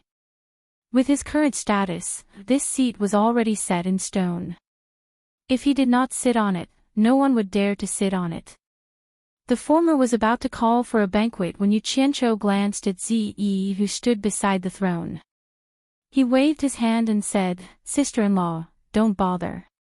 I'm here for an important matter. I don't need to attend the banquet." Yu Ji also looked at Ziyi thoughtfully. Then she smiled and said, "We'll do as Mr. says. I wonder what Mr. is here for. Can we help you?" After saying that, she glanced at the generals below with a smile. The generals of the Ghost King level immediately said, "Mr., if you need us, just tell us. Then I won't stand on ceremony with you." Yu Qianqiu crossed his legs and said with a smile, "You may not know, but the cultivation world outside the demon ghost region is in chaos. My master ordered me and this lady in Ze to go out and resolve it. I'm here to take 2 things. These 2 things will be of great help to me on this trip." Yu Ji, who was standing on the other side, said doubtfully, "I don't know what it is that Mr. is interested in. As long as it is in the Evil Wind Valley, I will give it to Mr." Yu Qianqiu stood up, looked at the crowd, and said slowly, "The resurrection grass and the netherworld fire seed." The so-called netherworld fire seed was the black fire, one of the 3 true fire. He had learned this name from Miss Mu, because the demon ghosts didn't know about the 3 true fire. But when Yu Qianqiu asked, Miss Mu said that there was a kind of black fire in the 9th netherworld cave, which was called the netherworld fire seed. Silence. The Ghost King's Hall instantly became quiet. Ze looked at the crowd expressionlessly. She didn't know why the 2 things mentioned by Yu Qianqiu would cause such a reaction. Was there anyone in the demon ghost region who dared to refuse something that the disciple of Senior Bai asked for? After a long time, Yu Ji said with a wry smile, "The 2 things that Mr. wants do exist here, but I'm afraid that no one in the entire demon ghost region has the ability to get them, let alone us. To be honest, Mr., the torture commissioner has also come to the 9th netherworld cave to get the resurrection grass, but even with his high cultivation, he couldn't go deep into the cave, unless..." Ze was surprised. She didn't expect that there was a place in the world that Bai Changchun couldn't go to. Yu Qianqiu was silent for a while. He knew that Bai Changchun wasn't omnipotent. Bai Changchun also couldn't go to the mysterious place under the 1,000-mile lake, and he had heard from Yu Ji about the 9th netherworld cave. Because it was a passage to the underworld, it had a special characteristic, and not everyone with high cultivation could go there. Yu Qianqiu frowned and said, "Sister-in-law, do you mean that only the cultivation of the ghost saint late stage can go there?" "That's right." Yu Ji's face turned serious and said, "The journey to the netherworld is a one-way trip. It burns away all vitality, and humans and ghosts walk different paths. Even if the cultivation of the ghost saint late stage wants to go to the bottom of the cave, he must be baptized by the netherworld flame. Crossing the netherworld flame sea is the door to the ninth netherworld. At that point, there will be no vitality in the human world. Once he returns to the human world, there will be a catastrophe to annihilate him instantly, so it is said that there is no return. Think about our cultivation, not to mention the netherworld flame sea. I'm afraid that we can't even withstand the yin evil strong wind in front of us, and our souls will be blown away before we reach the halfway point. I still want to go and have a look." Yu Qianqiu's words were shocking, and the ghost generals below were in an uproar. When Ziyi heard that the ninth netherworld cave was so powerful that even Bai Changchun couldn't go, her face changed. She didn't know why this guy was so overconfident and insisted on trying. She thought that she wanted to protect him, so if he went, she would have to go with him. Actually, she didn't know what Yu Qianqiu was thinking. The cultivation world suddenly had such a big change, and he didn't know when this matter would end. He was afraid that the life insurance of his parents, who were mortals, wouldn't be able to wait until then, so he wanted to pick the resurrection grass to refine the 7 orifices exquisite pill to extend his parents' lives. There was also the black fire, which was ranked higher than the blue fire. Since it was ranked higher than the blue fire, it must be even more powerful. If he encountered any unfavorable situation, he would be able to deal with it. Since Mr. insists, then I will go to the entrance first. At that time, Mr. will know that what Yu Ji said is true." Yu Ji said helplessly. Thank you, sister-in-law." Yu Qianqiu nodded, and suddenly said, "Is the old man Yan Tuo that sister-in-law told me about last time still alive?" Yu Ji smiled and said, "Since Mr. has instructed, I will naturally leave him alive for Mr. to deal with." "Good." Yu Qianqiu clapped and said with a smile, "I believe that sister-in-law didn't tell him whether his son is alive or dead." He knew that Yu Ji was a smart woman, so if Yan Tuo said that he said his son was still here, Yu Ji would make plans. As expected, Yu Ji said with a smile, "Since Mr. said his son is still here, I will naturally smooth things over for Mr." Ziyi was a little confused by the strange question and answer between the two. Yu Qianqiu laughed heartily and said, "Back then, I had some unresolved grievances with him on Fuxian Island. Today is the time to write it off. I will have to trouble sister-in-law to invite him over. I believe he will be very willing to go to the ninth netherworld cave to find his son. I also want to see how powerful the ninth netherworld cave is." Yu Ji giggled and nodded to the people below. A general cupped his fists and left the Ghost King Hall. To these people, the life and death of a cultivator was really nothing. At this moment, no matter how stupid Ziyi was, she understood what Yu Qianqiu was trying to do. He was obviously trying to trick others to die so that they could scout for him. She immediately said coldly, "Yu Qianqiu, you're not fit to be Senior Bai's disciple if you act like this. What do you know, lass? Old man Bai is the one who kills people like flies." Yu Qianqiu snorted and sat back on the throne. He sneered and said, "Ziyi, don't forget what my master and your father said before we came. It seems that I am the one in charge between you and me. If you think that there is something wrong with my actions, you can go back to Obedient Island and complain to my master. Say that you are not ashamed to be associated with me and withdraw from this matter." "You." Ziyi's face was as cold as frost. She was so angry that she couldn't speak. However, she couldn't really say such words to Bai Changchun. Bai Changchun asked her to do this, and she felt very honored. How could she give up halfway? And Yu Qianqiu also saw this, so he said such words.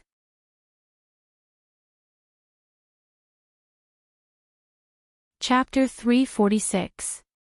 Yan Tuo, whom Yu Qianqiu hadn't seen for a long time, had arrived. He was once an elder of Fuxian Island, but he was now a prisoner. He was lifted up like a little chick.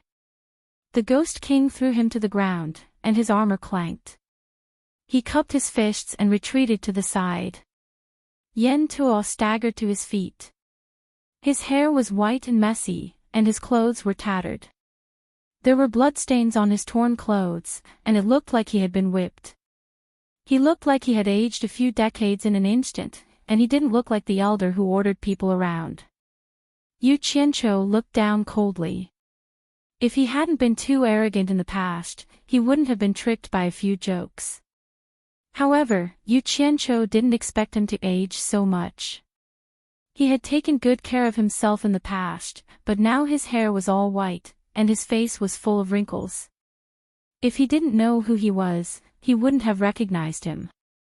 It should be known that the higher one's cultivation base was, the slower they aged. How could this be? After pondering for a while, Yu Qianqiu understood. At such a young age, his dantian was sealed, and his cultivation base was sealed for several months. Without the nourishment from the circulation of true origin, he naturally aged faster. Moreover, he was tortured. He didn't know how Yu Ji tormented him after she understood that it was fine as long as he didn't kill him. Like an old man over 100 years old in the secular world, Yan Tuo staggered around the hole. Finally, his lifeless eyes came into contact with the ice-cold gaze of the person sitting on the throne, and he abruptly realized that it was not the gaze of the smiling woman. Then, he looked at the entire face. Yan Tuo's pupils shrank, and he yelled with a hoarse voice, Yu Qianqiu, it's you. He stumbled a few steps forward, but a ghost general immediately took a step forward and shouted, how dare you? He slapped him back to the ground. Zi couldn't bear to watch any longer. She clenched her teeth and said to Yu Qianqiu, if you want him to die, just say the word.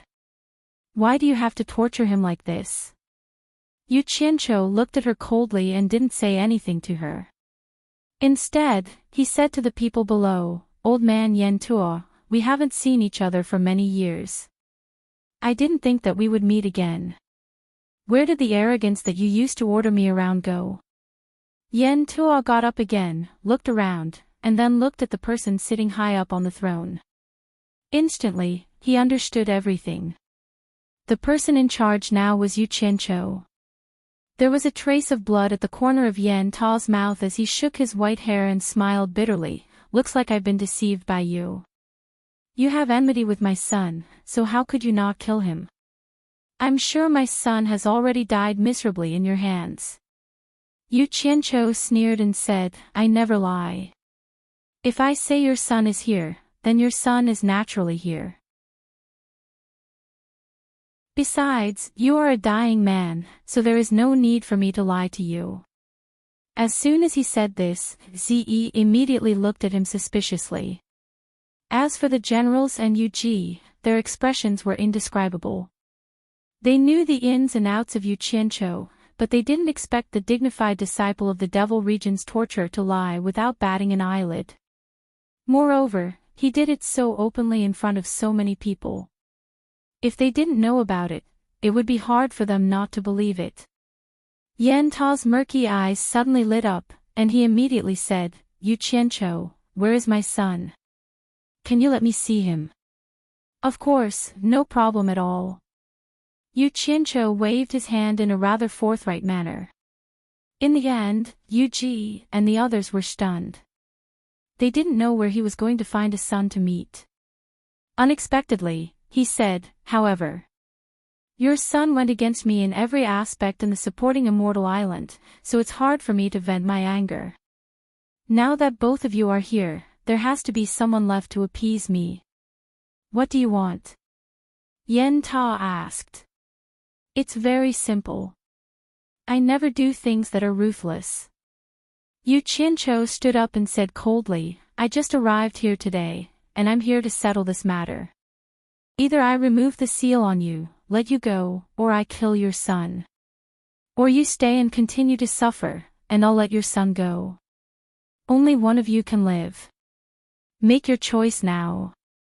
The group of ghost generals instantly became interested, and their gazes focused on Yen Ta. Yen Ta hesitated for a moment, then immediately replied, "Yu Qianqiu, I hope you keep your word. I stay, and you let my son go." The atmosphere in the hall instantly became heavy, and the group of ghost generals immediately looked at Yen Ta in a different way. It was admiration. Damn it! What a deep father-son relationship. Yu Qianqiu glanced at Zi, who was moved, and he was rather unhappy. He wanted to watch the dark side of human nature and teach this girl a lesson. He wanted her to know what it meant to be a bastard who could see through human nature. He wanted her to know that a pitiful person must have a hateful side, so that she wouldn't be disobedient in the future. Now, she would probably become even worse. Yu Qianqiu didn't know that Yen Ta had begged people to accompany him to the Demon Ghost region, but when people heard about the Demon Ghost region, they became timid, and no one was willing to come. Therefore, he knew that his chances of survival were slim, but in order to save his son, he still came. He was already prepared to die. Although you treated your son well, you didn't teach him well, and you harmed yourself and your son. You still have to pay the price. Yu Qianqiu squinted his eyes and said in a deep voice, "Remove the seal on his dantian, and let him go to the cave to pick up his son. Let them go together." His words sounded nice, but everyone understood that Yu Qianqiu had already sentenced Yen Ta to death. Yu Ji nodded to the people below, and someone immediately went to remove the seal on Yen Ta. Zi bit her lips and didn't say anything. When Yen Ta heard this, he froze in place. Only when his body trembled and the vital energy in his dantian surged out and quickly circulated to nourish his almost withered body did he believe it was true. He looked at Yu Qianqiu in a daze. Yu Qianqiu took out a few spirit pills and threw them out. He said, "Recover quickly. Later, I will pick up your son and leave together." After the seal was removed, Yen Ta immediately became more spirited. He sucked the spirit pills into his palm, stared at Yu Qianqiu, and said slowly, "Yu Qianqiu, I won't tell anyone about what happened in the Demon Ghost region, or else I will be punished by heaven." Then he put the spirit pills into his mouth and sat down cross-legged. No one in the hall spoke, and they all looked at Yen Ta. Knowing his fate, everyone's expression was one of sympathy or pity. Yu Qianqiu silently put his hands behind his back. He really wanted to let Yen Ta go, but now was not the time to show his soft side. At this time, it was necessary to sacrifice a person to show his indifference, because there might be a day when he would take over the Demon Ghost region. Demons and ghosts couldn't be suppressed unless they were strong. Bai Changchun's actions were very effective, and it was also a warning.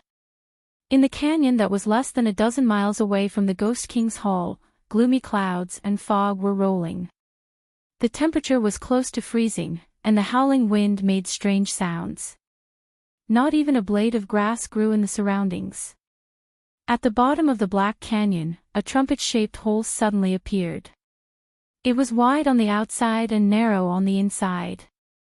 From the traces on the hole, it could be seen that it was caused by the cold, bone-chilling wind that blew out of the hole for many years. On the top of the cliff opposite the hole, a group of people stood in a row. In the middle were Yu Qianqiu, Yu Ji, Zi, and Yen Ta.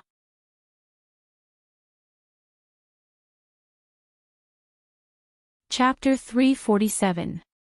There's a top-grade spirit stone mine inside, and your son is mining here. Perhaps to make his words more convincing, Yu Qianqiu took out a purple spirit stone and played with it in his hand. After seeing it, Yen Ta was a little surprised, and then he looked at the hideous cave entrance and said, "The top-grade spirit stone is almost extinct in the cultivation world, but I heard that it appeared in the grand auction last time." I didn't expect there to be a top-grade spirit stone mine here. Do you want to go in and look for it yourself, or do I have to help you get it out? As he spoke, Yu Qianqiu clenched his fist, and in one breath, he sucked up all the spiritual qi in the top-grade spirit stone in his hand. Then there was a muffled sound in his palm, and as he opened his palm, a gust of chilly wind swept away a cloud of dust. Yen Tuo did not dare to trouble him. He thought that he would send someone to bring his son out. After all, it was very difficult to find someone in such a big cave. It was not good to trouble others in the current situation. However, when he saw the chilly wind blowing at the cave entrance, Yen Tuo frowned. How could there be anyone mining in this kind of cave? He felt that something was wrong, but he could not figure it out at the moment. There's a whole other world inside. Yu Qianqiu seemed to have seen through his concerns, and his tone was a little disdainful, as if he was telling him that if he wanted to kill him, it would only take a word, there was no need to go through so much trouble. A long sword shot out and stopped in the void of the canyon in front of his feet. Yu Qianqiu stepped on the flying sword and flew towards the cave entrance first. Yen Tuo's expression was a little awkward. If he wanted to kill him, it would only take a word, there was really no need to go through so much trouble. He stomped on the ground and chased after Yu Qianqiu. When the others saw that Yu Qianqiu suddenly flew towards the cave entrance, their expressions changed greatly, and the group of ghost generals looked at Yu Ji. Yu Ji's face turned slightly pale. She had made it very clear to him, and she really didn't understand why he had to take such a risk. If something happened to the punishment envoy's disciple here, she might also lose her life. Although she was afraid, she believed that there must be a reason why Yu Qianqiu dared to do this, because he didn't look like someone who would suffer losses. Zi bit her lips. Although she didn't like Yu Qianqiu's actions, it was her duty to protect him. No matter how scared she was, she couldn't run away. Just as he was about to fly over, Yu Ji grabbed his wrist and shook her head slightly. As soon as Yu Qianqiu landed at the cave entrance and put away his flying sword, a cold wind suddenly blew out from the cave, blowing right into his face. He felt as if he had fallen into an ice cellar, and his body slowly stiffened. The temperature here was too low. No matter what, he was still a nascent soul cultivator, but he didn't expect to fall into an ice cave. He couldn't even circulate his true essence to resist, and even his soul felt like it was swaying, and his mind was faintly dazed. Yu Qianqiu was shocked. He bit the tip of his tongue and woke up. He didn't expect that he couldn't resist at the entrance of the cave with his cultivation. This 9th netherworld cave really lived up to its name. In an instant, a thin layer of green flame ignited around his body, wrapping his whole body in it. His stiff body immediately returned to normal. It seemed that as one of the 3 true flames, the green flame was not to be trifled with. When the cold wind with a faint black aura touched the green flame, it made a sizzling sound, like water splashing into a pan of oil.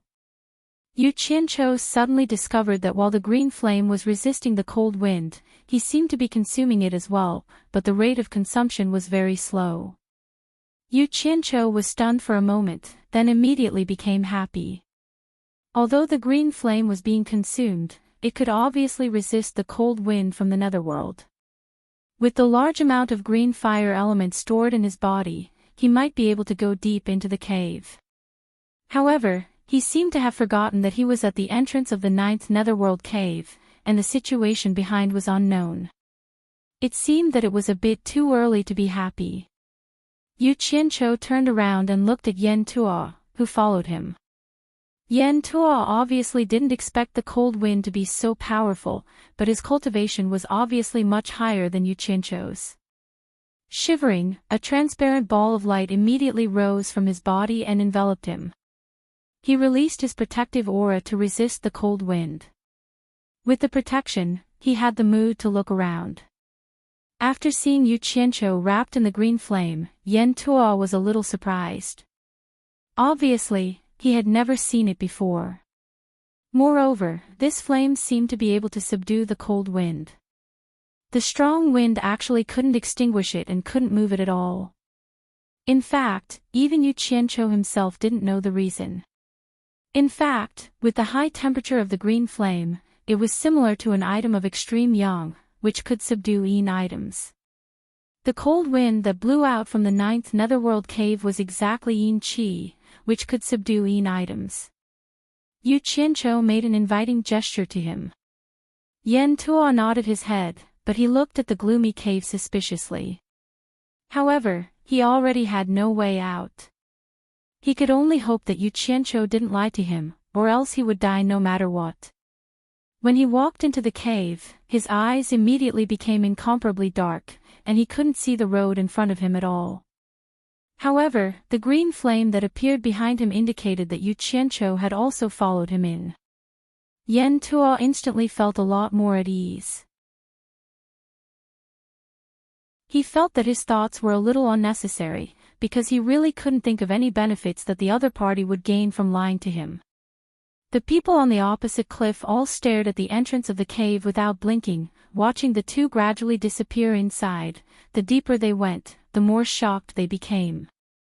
The cold wind was no longer blowing in all directions like at the entrance of the cave. It actually had a tendency to gradually solidify, hitting Yan Tuo's upstanding qi. With its pu sound, the fire on Yu Qianqiu's body immediately rose a little. Otherwise, the green flame wouldn't be able to offset the attack of the cold wind in time and would hit his body. At the same time, Yu Qianqiu carefully stood behind Yan Tuo's upstanding qi, trying his best to let Yan Tuo, who was walking in front, resist the cold wind. As expected, the consumption of the green fire element was greatly reduced. The passage inside the cave suddenly turned, and the two of them stopped at the same time. Before they could turn the corner, they heard a rapid whistling sound coming from inside. The chilly wind whirled out of the passage so quickly that it almost made them lose their footing. This was not the case of the wind blowing directly out of the passage, so one could imagine how strong the wind inside was. Yan Tuo looked back and saw that Yu Qianqiu's expression was indescribable. His heart instantly turned cold. Why did it seem like this was also his first time here? Let's go, Yu Qianqiu said, but he realized that his voice couldn't travel far at all. It was as if the wind had blown it to the back, so he shouted again and made a hand gesture. Yan Tuo nodded with a grave expression. The upstanding qi on his body instantly became a lot more turbid. Clearly, he had strengthened his defense. Yu Qianqiu continued to follow behind him, and the two of them turned in with heavy steps. The strong wind that carried a black baleful aura attacked them, and the two of them were shocked once again. Yan Tuo felt that the upstanding qi that was supported by his quintessential essence was rapidly depleting under the attack of the cold wind and the baleful aura. Although Yu Qianqiu was hiding behind him, he could also feel the rapid depletion of the green flame. He immediately increased the output of the fire element.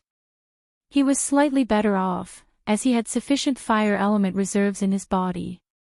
He only needed to use the green flame to defend, and the consumption of his quintessential essence would not be much.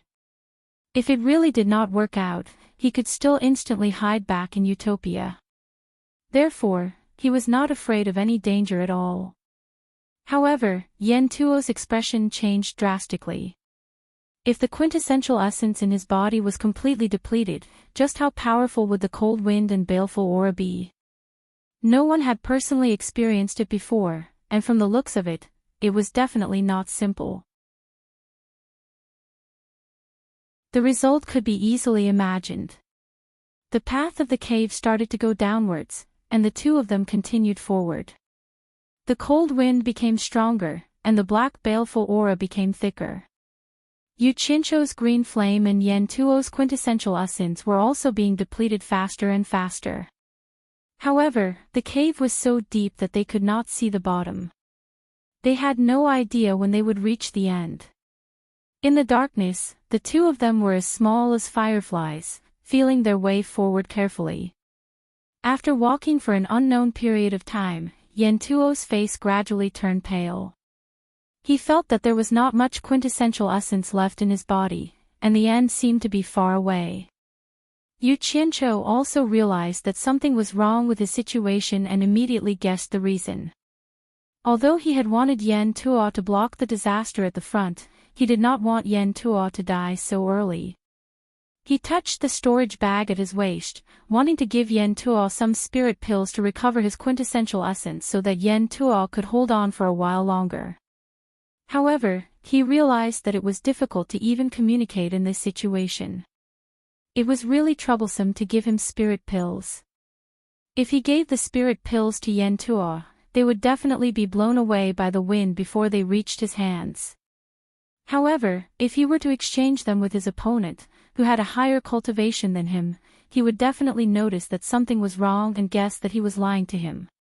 If the other party suddenly launched a sneak attack, it was better to let Yan Tuo exhaust himself until he had no more energy to attack before giving him the spirit pills. Yu Qianqiu could not help but be on guard. As expected, Yan Tuo suddenly turned around. Under the illumination of the green fire, his faint green expression was somewhat sinister as he shouted, "Yu Qianqiu. This is not a spirit stone mine at all. My son, Yan Shu, could not possibly mine here. Why did you trick me to come here? What kind of damned place is this?" As he was speaking with the wind, Yu Qianqiu could hear every single word clearly. The green fire suddenly expanded by a lot. Yu Qianqiu raised his brows and sneered. It was very difficult for his voice to be transmitted when he spoke with the wind in his direction. Moreover, with his current cultivation, it was impossible for him to transmit his voice. Thus, he raised his hand that was wrapped in the green fire and extended a finger to right in the air. The words, "Ninth Netherworld Cave," appeared in the green fire. Immediately after, he waved his hand and the 4 green fire words were put away.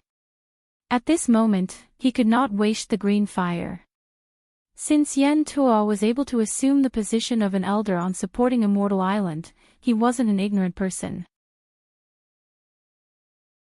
After he saw the words Ninth Hell Cave, he pondered for a moment before his expression instantly changed, and he seemed as if he'd never imagined that he would come to this place of legend one day. He immediately gritted his teeth and said, "In that case, my son, Yan Shu, is long gone. He has a grudge against you. Did he die in your hands?" As he said that, his hand subconsciously touched his waist. He must be muddle-headed. Why the F***ck would he touch if he had nothing? Yu Qianqiu looked at his empty waist and sneered again as he extended his finger and wrote a few words. "Do you understand now? Isn't it a little too late?" His finger was like chalk and his palm was like a blackboard eraser. The moment he wrote, it was immediately erased. Yan Tuo only remembered that on the day he was captured, his storage bag had already been confiscated. On the other hand, Yu Qianqiu clapped and pulled his palms together. A green flying sword appeared between his palms. Yu Qianqiu used the sword as a pen and quickly wrote a line of words, "Old thing, you are not my opponent now. If you don't want to die, continue to lead the way." When Yan Tuo heard this, he did not care how the green flying sword appeared. He suddenly shook his head of white hair and laughed wildly. His laughter was filled with indescribable grief and indignation. He then clenched his fists and said, "Don't want to die. Yu Qianqiu, don't try to lie to me. We are already deep in the cave. Even if you let me leave now, I won't be able to make it out. Today, I will die no matter what. But even if I die, I won't let you be happy."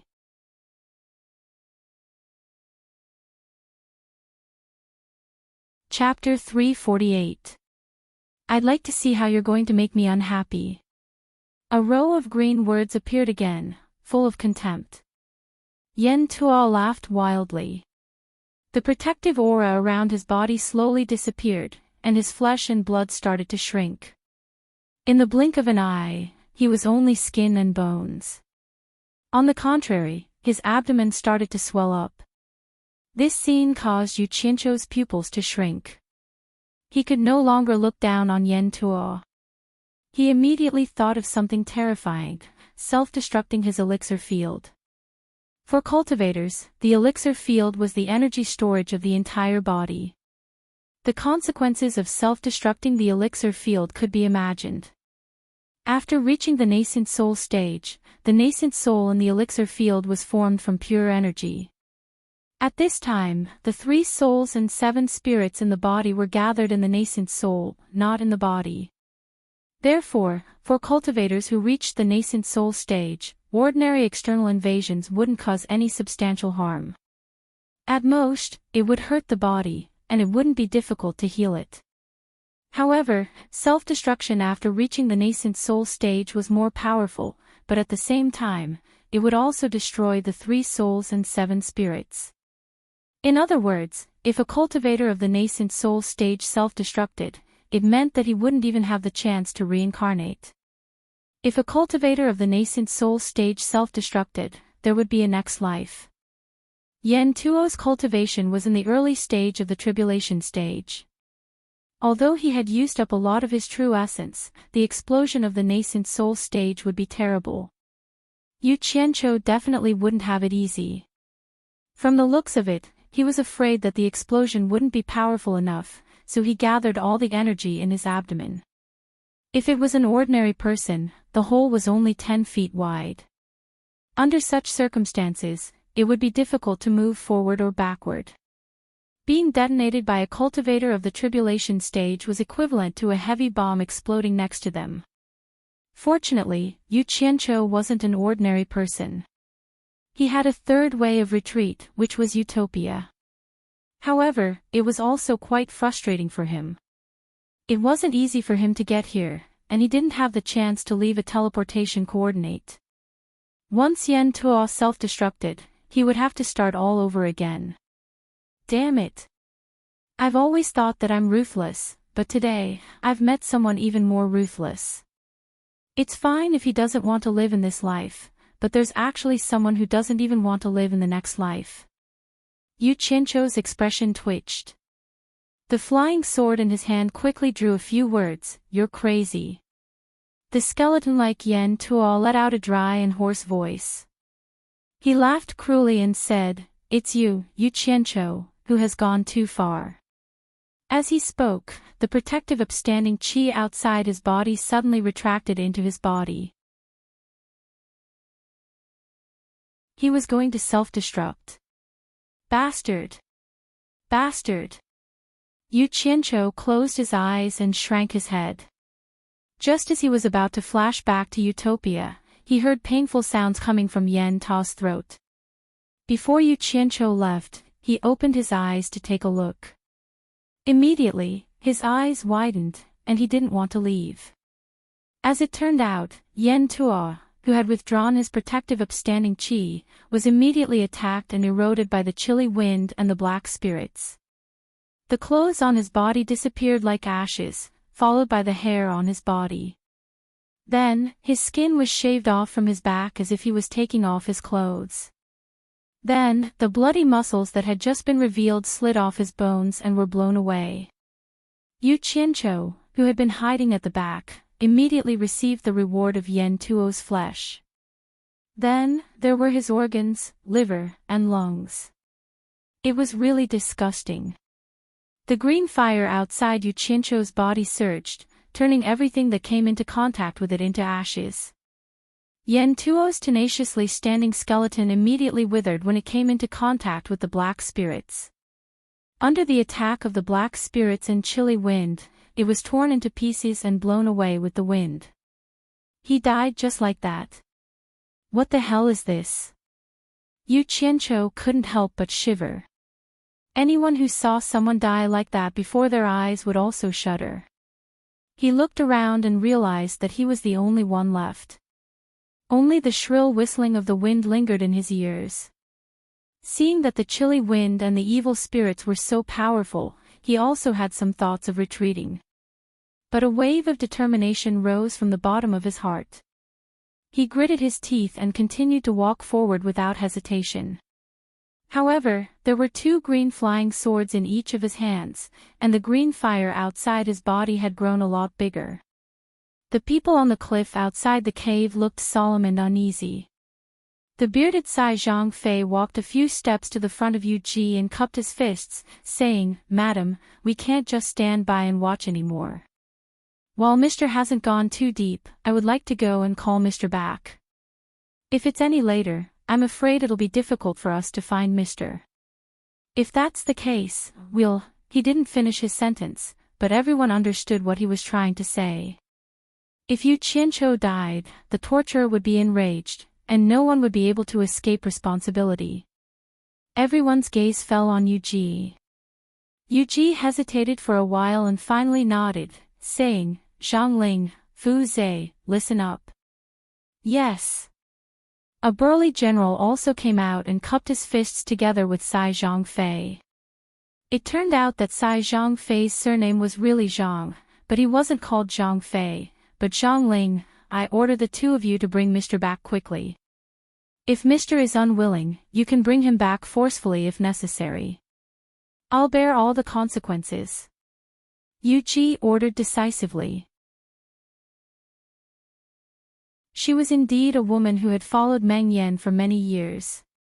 At this time, she finally showed her strong female side. "Yes, sir." After the 2 of them received the order, they nodded to each other. They covered their bodies with Gang Qi, and immediately turned into 2 shadows. They shot into the 9 Netherworld cave on the opposite side, and disappeared in the blink of an eye. Based on this point alone, the cultivation of these 2 people was obviously much higher than Yu Qianqiu and Yan Tuo. "I'll go too." Ziyi had just finished speaking when she was pulled back by Yu Ji again.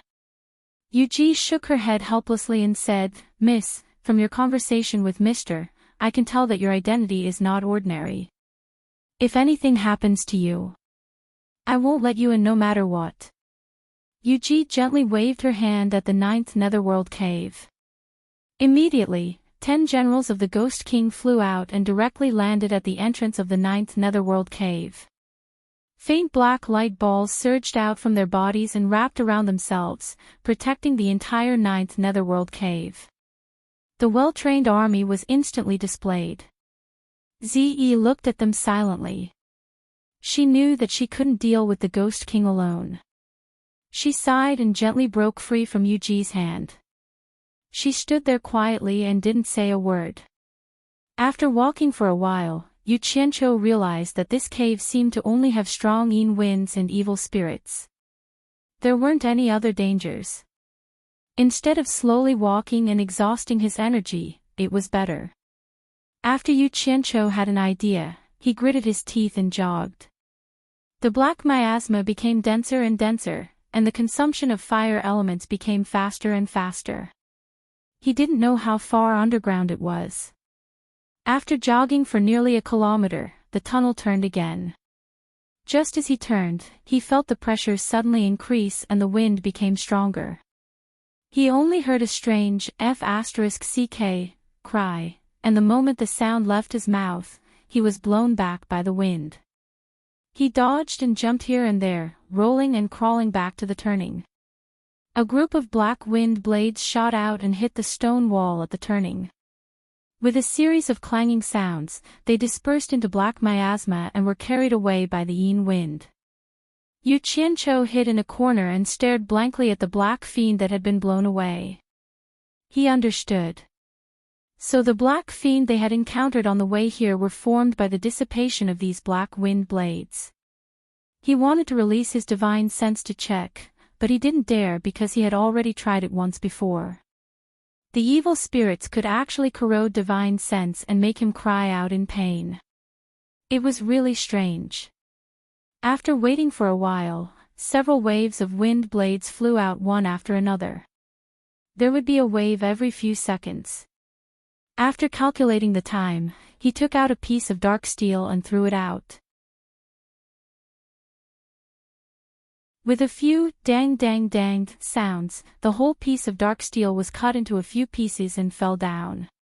It rolled on the ground and flipped over, and was blown away by the yin wind. F***ck. What the hell were the wind blades formed by the black miasma? They cut dark steel like cutting tofu. It was too fierce. Who could pass through here? Yu Qianqiu felt gloomy. His gaze fell on the dark stone wall and he was stunned. The stone wall here seemed to be different from the previous ones. Under the illumination of the green fire, it seemed to have an additional metallic luster. Yu Qianqiu's eyes lit up. He took out the Ghost King's token that Yu Ji gave him years ago from his storage bag. Comparing the two, it was exactly the same. This passage was actually formed by the dark iron structure. Yu Qianqiu silently threw the token back into the storage bag. Now was not the time to deal with the dark iron. A wave of wind blades shot out, and a green light with raging flames flashed past. With a series of dang-dang sounds, the wind blades that were hit turned into evil spirits and were blown away by the yin wind. Yu Qianqiu kept the green fire flying sword. He was confident. Since the green fire flying sword could restrain the wind blades, it would be easy. In the blink of an eye, dozens of green fire flying swords circled around him. Yu Qianqiu turned around and saw a wave of wind blades coming at him. The green fire flying sword quickly flashed out dozens of them and broke the oncoming wind blades. As for the others, as long as they did not hurt his body, he would let them fly away. Seeing that the attack was effective, Yu Qianqiu immediately increased his speed. The dozens of green fire flying swords opened a path in front of him. Zhang Ling and Fu, on the other hand, felt their way in the dark.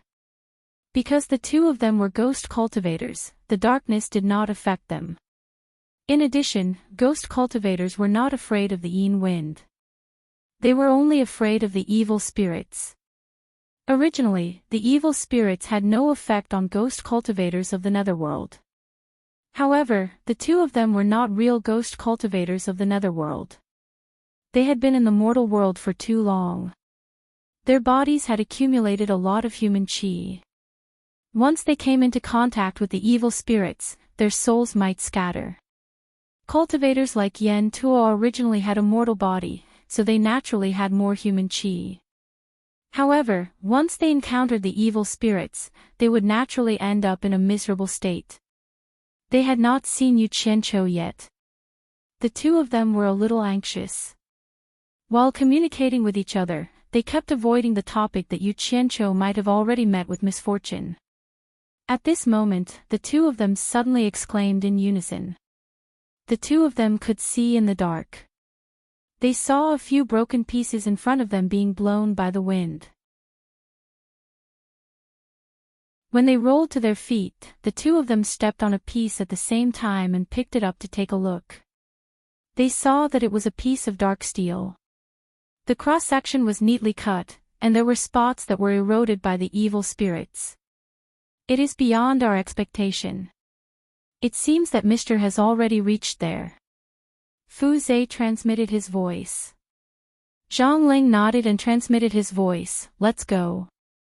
Let's go take a look and see if we can catch up. The two of them quickly ran forward. Originally, the two of them could fly, but flying consumed too much vitality of ghost cultivators. They were afraid that they would not have enough vitality to support the protective gang qi to return. It was the same with teleportation. Besides, when teleportation was used, they could not teleport with the protective gang qi. After a period of time, the two of them reached the turning point. The clashing sound of wind blades in front of them stopped them in their tracks.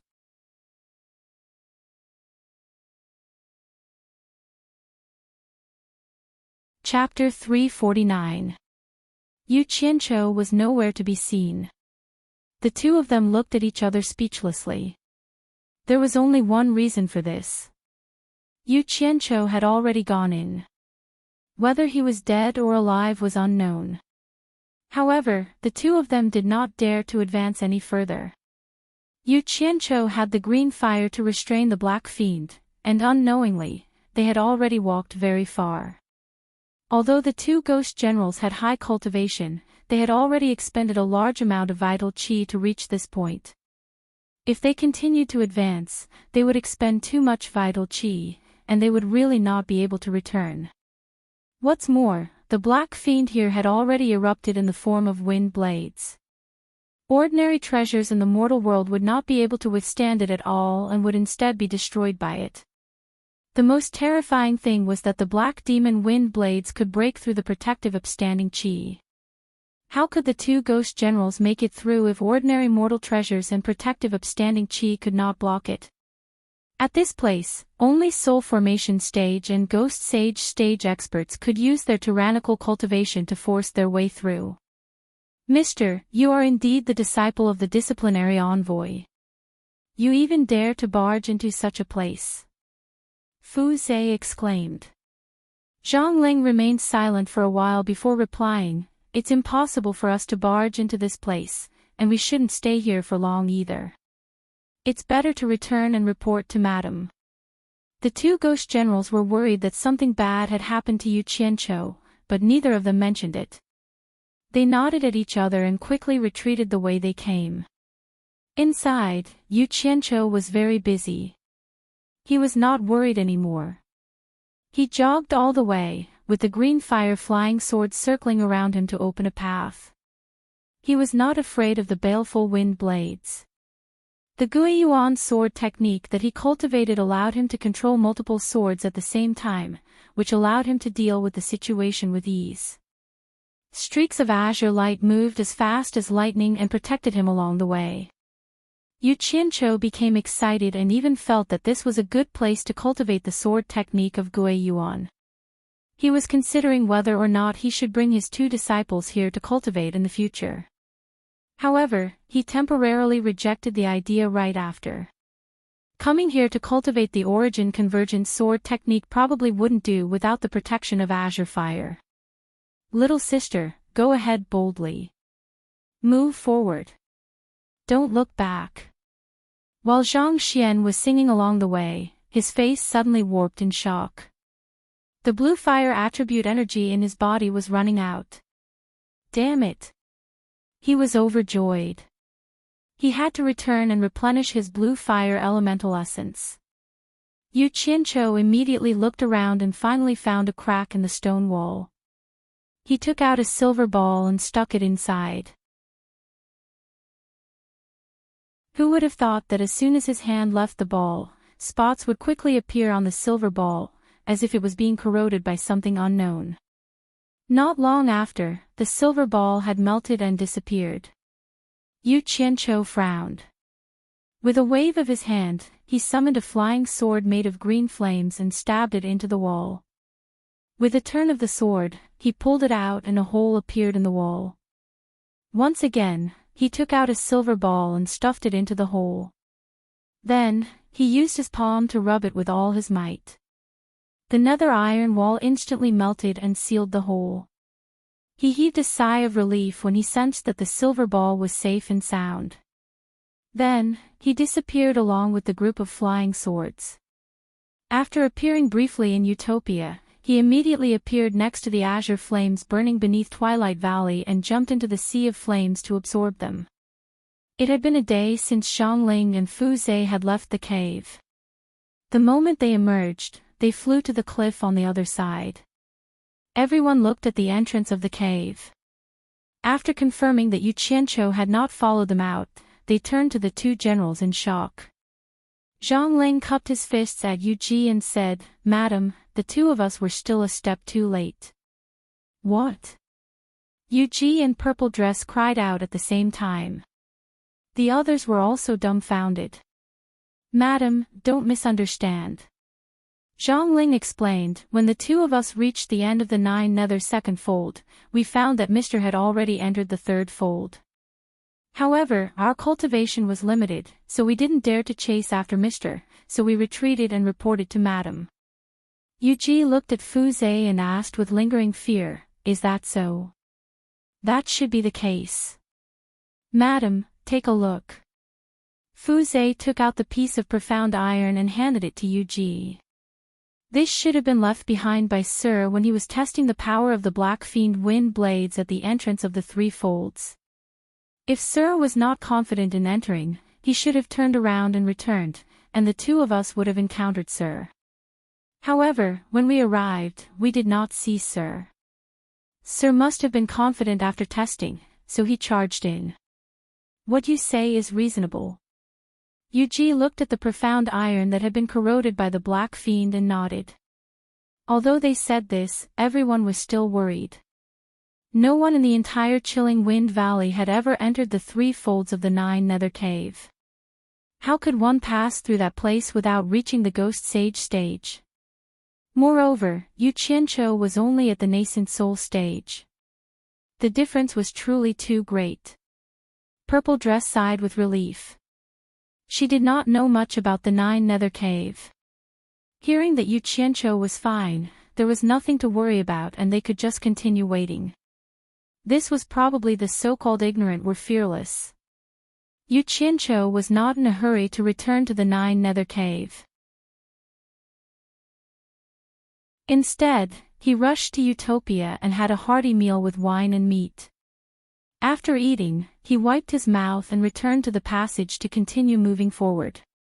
Being in the cave, he could not calculate the time. He did not know how far he had walked. There was another turning intersection. In front of him, countless wind blades flew randomly and hit the turning wall. As there were too many wind blades, the collision between them caused some wind blades to not hit the wall and turn into Black Fiend. They changed their angle and flew towards this passage with the help of the wind.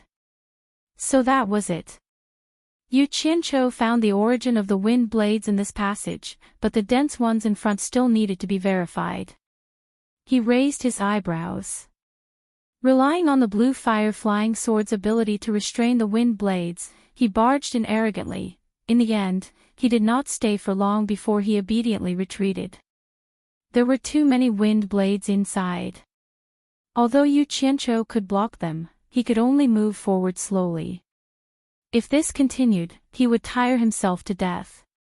He did not know when he would reach the end. His eyes flickered as he pondered for a moment. He turned around and walked to the nether metal wall. The blue fire on his fingers was suppressed into 5 sharp claws. He stabbed into the nether metal wall and dug out a large piece. He quickly used the blue fire to refine it into a V-shaped shield. If it were anyone else, they would not have the fire to refine artifacts. Even if they had fire, how could ordinary fire so easily refine the nether metal? It would probably be troublesome to dig out a large piece from the wall. Why didn't I think of this earlier? Hugging the shield, Yu Qianqiu chuckled and hid behind it. Just as he turned around and entered another passageway, the shield in front of him immediately trembled violently. Yu Qianqiu trembled non-stop as he held on to the shield.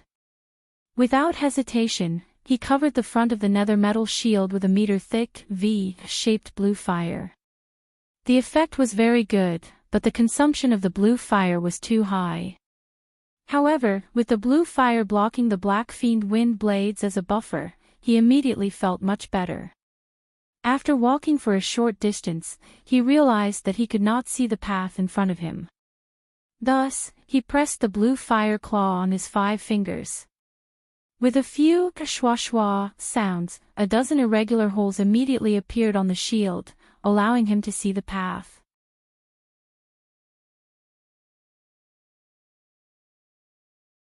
Chapter 350. He did not know the time in the cave, and he could not move fast due to the strong wind. However, Yu Qianqiu knew that a few days had passed. He had gone back to replenish the green fire elements 3 times just to advance through the tunnel.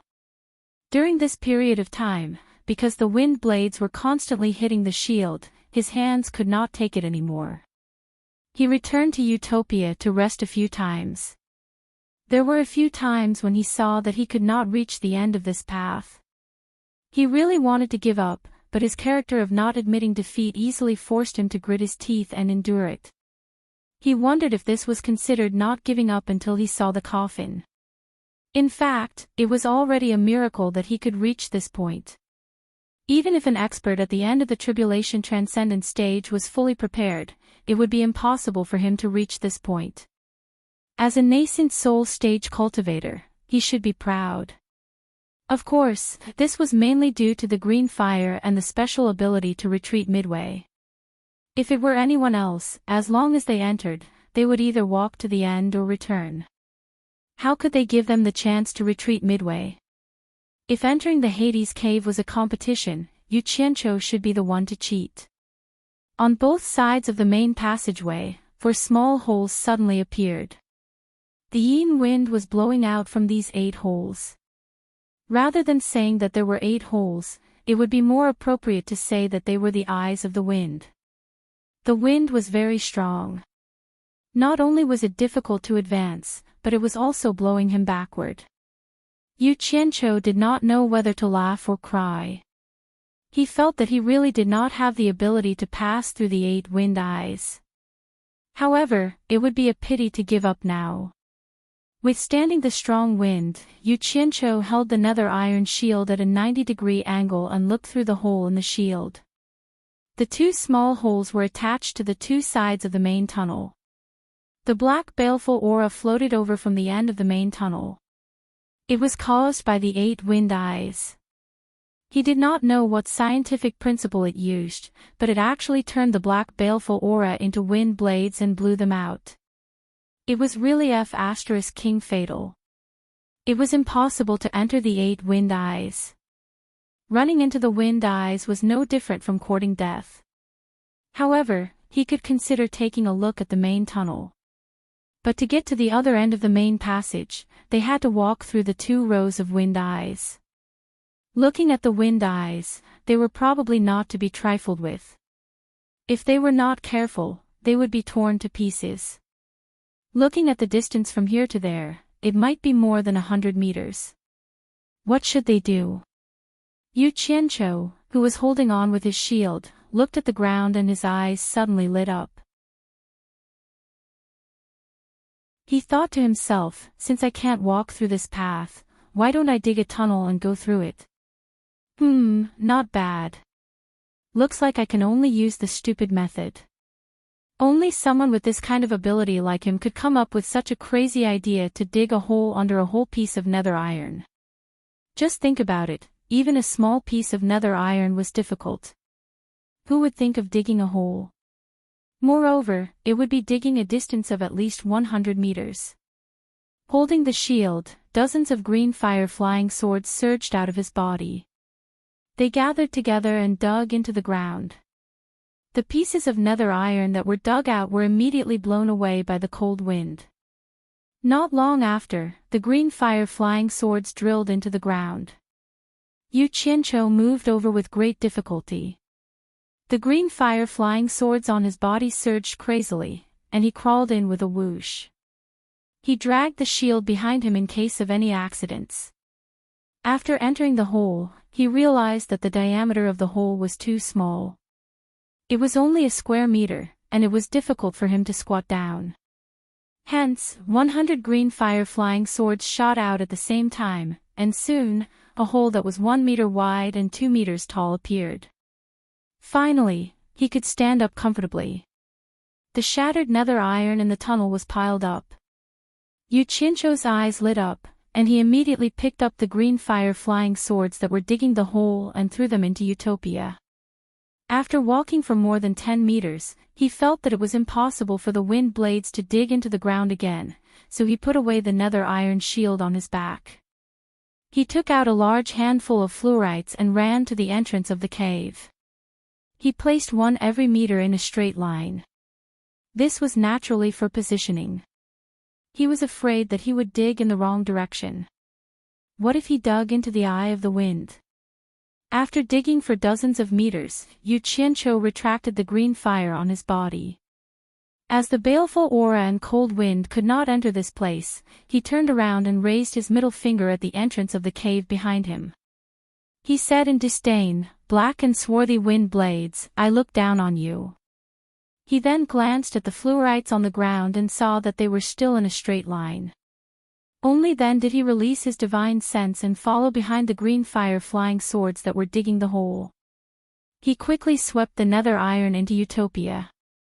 The tunnel was eerie, and only the 100 flying swords were shining with a demonic green light. Don't ask me where I come from. My hometown is far away, why do I wander? Yu Qianqiu proudly sang a song with his hands behind his back. When he found that there were 200 fluorite stones on the table, he stopped singing. The distance between each fluorite was about 1 meter, which meant that there were now 200 meters. They should have passed through the 8th eye of the wind. Yu Qianqiu's expression turned solemn. He took out the nether iron shield again and covered his body with green fire again. He controlled the 100 flying swords to dig diagonally upwards. As expected, once the hole appeared, a large amount of black mist-like baleful aura surged in. The moment it touched the green fire flying swords, it would sizzle. It was the same when it touched the green fire flying swords on Yu Qianqiu's body. Yu Qianqiu was in for a penny, in for a pound. Since it had already come to this, he simply controlled the flying swords to dig a very generous exit. Then, he summoned the flying swords to protect himself and carefully walked out. As expected, he had already passed through the eye of the wind and was more than 50 meters away. It was very quiet in front, and only the whistling sound of the wind behind him could be heard. Oh my! He didn't know how far he had walked, and he didn't know if there were any powerful things in front of him. Yu Qianqiu walked forward with some trepidation. The strange thing was, other than the dense black mist-like baleful aura that was everywhere, there seemed to be nothing else. There wasn't even a trace of the yin wind from before. It was just that the consumption of the green fire was very high, so it didn't seem to be too dangerous. He had the protection of the green fire, so he didn't have much of a reaction. However, he didn't know that such a dense black mist-like baleful aura was a fatal blow to others. No matter how high one's cultivation was, it was already not easy for them to endure such a long distance ahead. Now that they encountered such a dense black mist-like baleful aura, it was extremely dangerous. Yu Qianqiu gradually increased his pace. After walking for about 1,000 meters, he suddenly had an indescribable strange feeling. It felt a little chilly. Logically speaking, being wrapped in the green fire, it shouldn't be cold. He thought about it and guessed that it was just a psychological effect. He didn't think too much about it and continued forward. Who knew that the further he walked, the colder he felt? In the end, he was actually shivering in the green fire, and his teeth were chattering. Only then did he feel that something was wrong. Could it be that he was almost at the end of the 9 Netherworld cave? Otherwise, how could it be so strange? Perseverance was victory. The green fire on Yu Qianqiu's body flared up, hoping to expel the cold. However, he felt that the coldness in his body came from his bones. Even with the green fire, it was useless. The further he walked, the colder it got. His body felt like it was going to freeze. It was a cold feeling that reached his soul. This feeling made people feel like they could smell the scent of death. It was rather heart-palpitating. Yu Qianqiu immediately stopped and didn't dare to walk forward. Suddenly, there was a faint flash of fiery red light in front of him. It made people feel that it was the end. However, that feeling was too terrifying. Yu Qianqiu hesitated again and again, but in the end, he gritted his teeth. After working so hard, he couldn't give up now. His legs trembled as he continued forward. The further he walked, the thinner the black baneful aura became. Slowly, it stopped spreading throughout the entire tunnel and gathered at the top of the tunnel. The black clouds flowed into the tunnel at the back like water. It was probably the airflow produced by the wind eye inside that sucked it in. Red light filled his vision, but Yu Qianqiu felt his vision and consciousness become blurry. He vaguely sensed that he had reached the end and subconsciously stopped. He kept calling out to himself in his heart, I can't stay here any longer. Otherwise, my life will be in danger. Return to Utopia. Return, he kept calling out in his heart, but his consciousness was very scattered. His divine sense was unable to lock onto Utopia and return. His body also felt colder and colder, almost to the point that he couldn't move. The green fire outside his body gradually shrank, and he was in a precarious situation.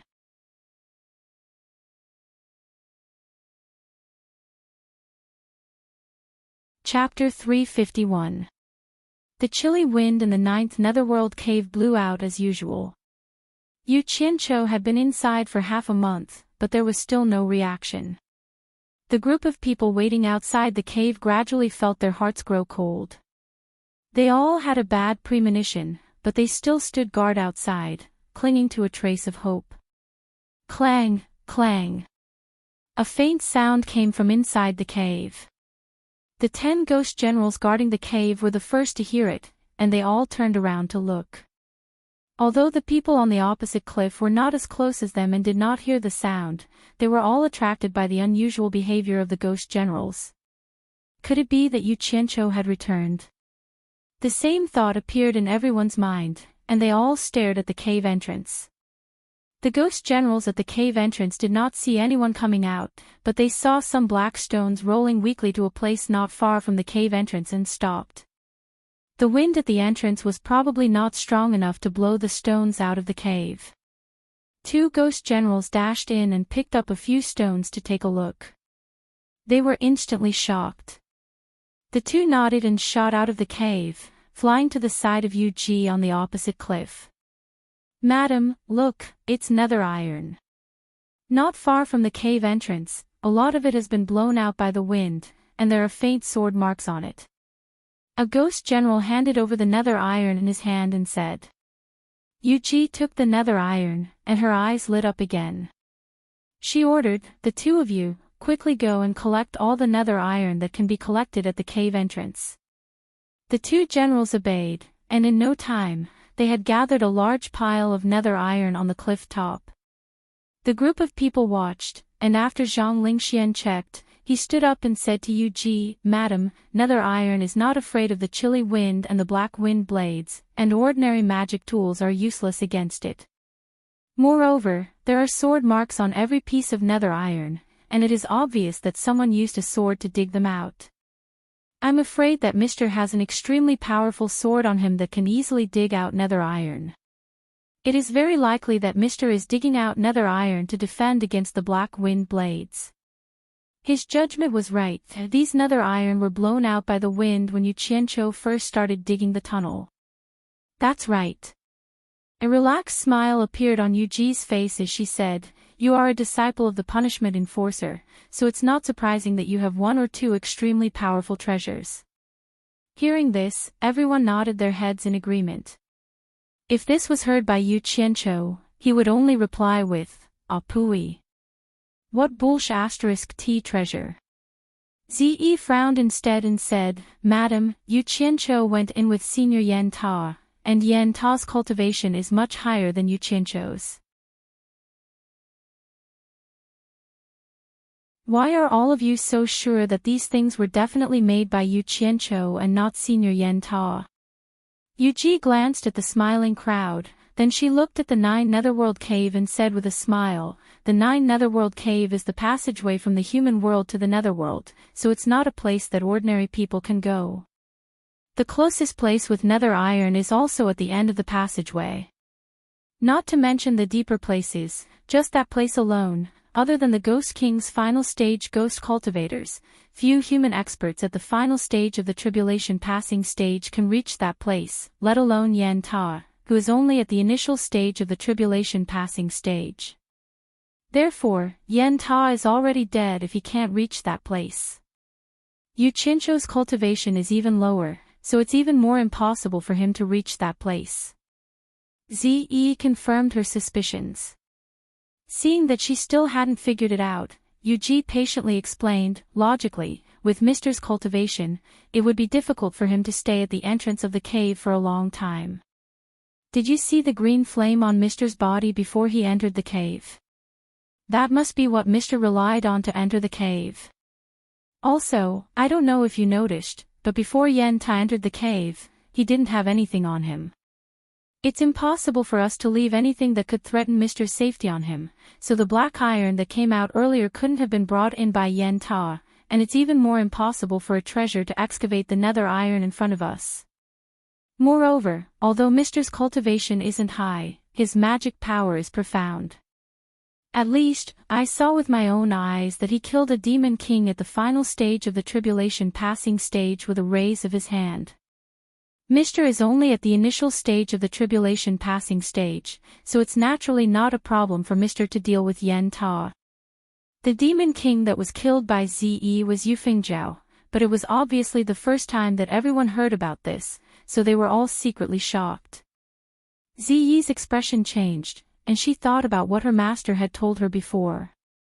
When there was danger, he should run first, and that brat definitely had the ability to protect himself. Now, it seemed that what her master said was true. Yu Qianqiu could even kill a demon king at the final stage of the tribulation passing stage, so he indeed had the ability to protect himself. Once this thought was confirmed, and she let go at a crucial moment in the future, it made Yu Qianqiu not know whether to laugh or cry, and he almost called her great aunt. This was all in the future, and they would talk about Yu Qianqiu later on. Yu Qianqiu, who was in a critical situation, gradually fell into a state of unconsciousness, and finally fell softly to the ground. The blue fire on his body had already been completely absorbed into his body, and it was also fortunate that the black fiend had flowed in from the top of the cave, or else it would have been terrible. In a daze, Yu Qianqiu suddenly opened his eyes and woke up, and found that he was actually lying on the ground, so he hurriedly got up. Just as he was rejoicing that he was fine, he suddenly saw another person lying at his feet, and was shocked on the spot. He thought to himself, could it be that someone had also broken in, and had also fainted like me? When Yu Qianqiu bent down to see that person's appearance clearly, he instantly felt as if he was struck by lightning, and took a few steps back. If he did not see wrongly, that person looked exactly the same as him, and that person's attire and accessories, it was clearly him. Feeling bewildered, Yu Qianqiu squatted down, and wanted to turn that person over to examine him properly, in order to resolve the doubts in his heart. Who knew that when his hand touched that person, it actually passed through his body, and he did not know whether the person on the ground was an illusion, or he was an illusion. How could this be? Could it be? Could it be? He thought of a chilling possibility: he might have already died, or his soul had left his body. In great shock, he shook his head woodenly, and retreated. He could not accept this kind of result. Who knew that when he moved a little further away from the person lying on the ground, his whole body actually floated up lightly, and a strong suction force came from the place where the red light was shining at the end of the tunnel, and dragged him over. Don't. I haven't lived enough, I don't want to die. Yu Qianqiu struggled with all his might in the air, but it was useless, that mysterious force made him unable to resist. At this moment, the person lying on the ground suddenly emitted a burst of golden light, and immediately after, a brilliant silver light pillar shot out like a galaxy, directly enveloping Yu Qianqiu, who was struggling in the air, cutting off that mysterious force, and actually slowly pulling him back. The scenery in front of Yu Qianqiu's eyes changed, and he suddenly found himself in the vast and brilliant universe. In the vast universe, the galaxy was brilliant, and the stars formed a nebula, eternal, lonely, desolate, and beautiful, and he was floating in the endless universe. F***ck. Could it be that I am dreaming? Yu Qianqiu was stunned, and just as he was trying to figure out what was going on, his vision suddenly turned black, and he fainted again. After a long time, Yu Qianqiu, who was lying on the ground, opened his eyes again, and suddenly jumped up. He anxiously looked around, and did not see the person he saw in his dream on the ground. His hands touched all over his body, and he finally heaved a sigh of relief, patting his chest in relief, and said, "Good, good, I was wondering why I ran into the universe again. There are no sci-fi blockbusters to watch now. So it was a dream. I was almost scared to death."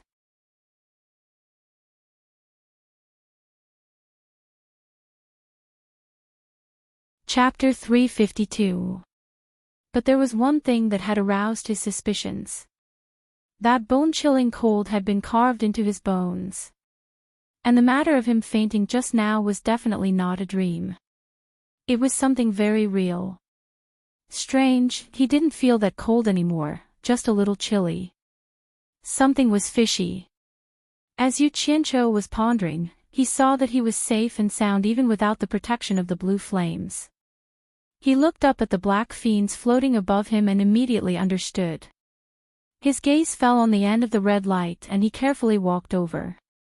When he reached the cave entrance, he was immediately stunned by the scene before him. He was at the entrance of a cave on the cliff of a huge underground space. In front of him were endless raging flames that soared to the sky, black flames. Below was the molten red lava, which also dyed the black flames red. However, it was easy to tell that these flames were black in color. Massive black lotuses grew in the lava, and the raging flames were the result of the black lotuses. They were in the exact same form as the blue lotuses he had seen in Twilight Valley, but the blue lotuses were not as long as the black lotuses. In short, the entire scene was very grand and imposing. Yu Qianqiu had seen the blue flames bred by the blue lotuses, so he naturally understood what the black lotuses before him signified. It was clear that this black sea of flames was the netherworld flame Yu Ji had spoken of, the legendary netherworld ghost flame of the demon realm, and also one of the three true flames he desired, black flame. After so much trouble, he had finally arrived here. Yu Qianqiu was rather excited, but his joy didn't last for long. That bone-chilling cold from before stealthily crept over his body, and he couldn't help but shiver. It felt like even his blood was about to freeze. Damn! Was he going to faint again? What the hell was going on here? As he sensed that his consciousness was getting a little dizzy, Yu Qianqiu became bewildered. At this moment, the nascent soul sitting cross-legged in his dantian exploded with golden light, and the entire nascent soul transformed into a small golden man of sparkling light. A warmth flowed from his dantian to his entire body, instantly dispersing the cold. The golden light on the nascent soul also slowly faded. Yu Qianqiu was slightly startled, but he was immediately delighted. It seemed that the golden bead was working again.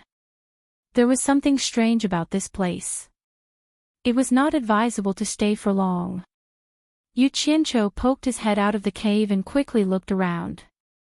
Although the sea of fire in front of him was dyed red, the top of the fire was clearly black. Black smoke was rising from the top of the blazing fire, gathering above the huge underground space like a dark cloud. Perhaps it was because of the airflow produced by the wind behind them. A strand of the black clouds that had gathered above them was continuously sucked into the cave. He immediately understood that the so-called black fiend was the remaining smoke of the black fire, and it was precisely this remaining smoke that formed the most difficult obstacle to enter the 9th netherworld cave. Just the smoke alone was so powerful, so the black fire itself must be even more powerful. Yu Qianqiu licked his lips as he stared greedily at the sea of fire. He immediately noticed something strange. The black fire was also fire, and there was also the molten lava below. Logically speaking, he should have been able to feel the intense heat if he wasn't standing too far away, so why did he feel a little chilly instead? This was far too abnormal. He couldn't figure it out, so he decided to stop thinking about it. Seizing the time to gather the black fire element he needed was the best course of action. He immediately sat down cross-legged and began to circulate the Starflame fire art. With his eyes closed, Yu Qianqiu immediately sensed the majestic amount of black fire element contained in this underground space. It was many times more abundant than the blue fire element in Twilight Valley, and it probably had something to do with the many black lotuses producing the black fire element. The abundance of fire element was exactly what Yu Qianqiu wanted. The starflame fire art began to circulate faster, and the little black spirits began to pour into his body through his pores and gather at his dantian. The moment they entered the dantian, one of the two beads revolving around the nascent soul, the red bead, suddenly exploded with a red light, immediately attracting the little black spirits. Although the red bead seemed small, it seemed to have a space within it, and it welcomed the guests with open arms. It was unknown just how much black fire element the red bead had absorbed, but once the red light faded, the black fire element stopped pouring in and began to disperse from the dantian to every cell in his body. When the cells that stored water and green fire element saw the arrival of a guest, they immediately compressed themselves to make room for the guest. After absorbing his fill of black fire element, Yu Qianqiu put away the starflame fire art. When he opened his eyes, two illusory black flames flickered in his pitch-black pupils. Together with the satisfied smile on his face, he exuded a sinister aura. The moment the black fire element entered his body, he immediately felt a connection with it, and he immediately understood why this place felt so cold. It turned out that this black fire was not like the blue fire, which had a high temperature. It was a type of ice fire, which was the opposite of the blue fire. The specific effect it had to be tested, but since it was ranked higher than the blue fire, its power must not be small. Yu Qianqiu stood up. At this moment, his body no longer felt that bone-chilling cold. He had already subdued the black fire, so why would he be afraid of the black fire's low temperature? His gaze shot towards the blazing flames, and he wondered if the legendary Door of the Nine Hell that led to the Netherworld would be behind the flames. He stretched out his palm, and a black flame emerged from the center of his palm. It was a black color that could take one's soul away. The fire turned rapidly, and quickly condensed into a black flying sword that floated out of the cave. Just as Yu Qianqiu was about to step on it and pass through the sea of netherworld fire, he seemed to see the three words, by Changchun, on the wall of the netherworld iron cave from the corner of his eyes. Actually, he had already stepped on the sword and flew out of the cave. He thought he was seeing things when he saw the three words from the corner of his eyes, but he still turned around and flew back. When he looked carefully at the entrance of the cave, he realized that there really were three words, by Changchun, on the wall, and there were more than just these three words. As the color of the words and the wall were the same, and he did not look carefully before, he naturally did not realize it. It was only when he stepped on the flying sword that he discovered it due to the lighting and the angle. The handwriting was bold and powerful, as if it was engraved with some kind of sharp weapon. It might even be a sword. Yu Qianqiu carefully looked at it, and it wrote, "Lonely and invincible in the human world, but I have no fate to ascend to the heavens.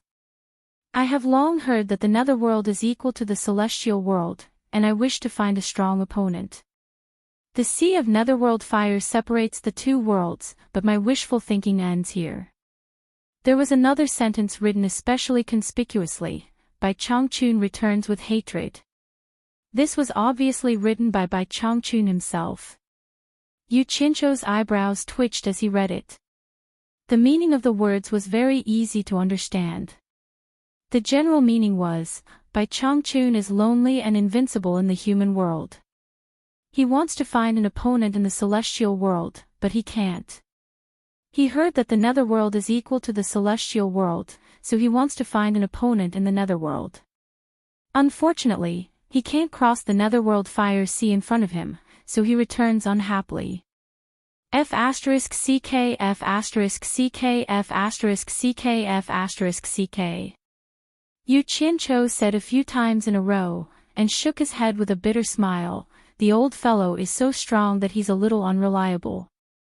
He thinks that he has nothing better to do, and even thinks about the people from the celestial world and the netherworld. I was wondering why I heard from Yu that the old fellow came here before, so he wants to find a fight in the netherworld ghost world. He really has nothing better to do. I'm speechless. He shook his head helplessly, and just as he turned around, he paused and looked at the netherworld fire sea with an, could it be that this netherworld fire sea is so powerful that even with the old fellow's cultivation, he can't cross it? Then wouldn't I be even more powerful than the old fellow if I cross it? Damn it. It's not good to publicize such a flashy thing. Lousy has to leave some words here. Who knows, maybe some later generations will come here and know that there is a person like me, Yu Qianqiu. Without hesitation, the black flying sword made a series of noises on the cave wall, but it didn't leave any marks. Yu Qianqiu slapped his forehead. This netherworld metal could restrain the black demon wind blade, so it was normal that it could restrain the black fire. Looks like he still had to use the green fire. A finger ignited with a green glow. Yu Qianqiu pondered for a while, then waved his finger and slowly wrote a few lines of words on the cave wall. I heard that master came here before, so disciple also came to join in the fun. Since master can't cross here, disciple will give it a try. In the great sea, the new waves push the old, and each generation is stronger than the last. Finally, he also left a very conspicuous line of words, Yu Qianqiu has been here. These words were written behind by Changchun's words. After he finished writing, he carefully looked at it. Comparing the two, no matter if his words were neat or not, the structure made him feel ashamed. How could this have the momentum of each generation being stronger than the last, so he couldn't stand it anymore? Without saying anything else, he shamefully stepped onto the flying sword and charged into the netherworld fire sea, looking like he was seeking death.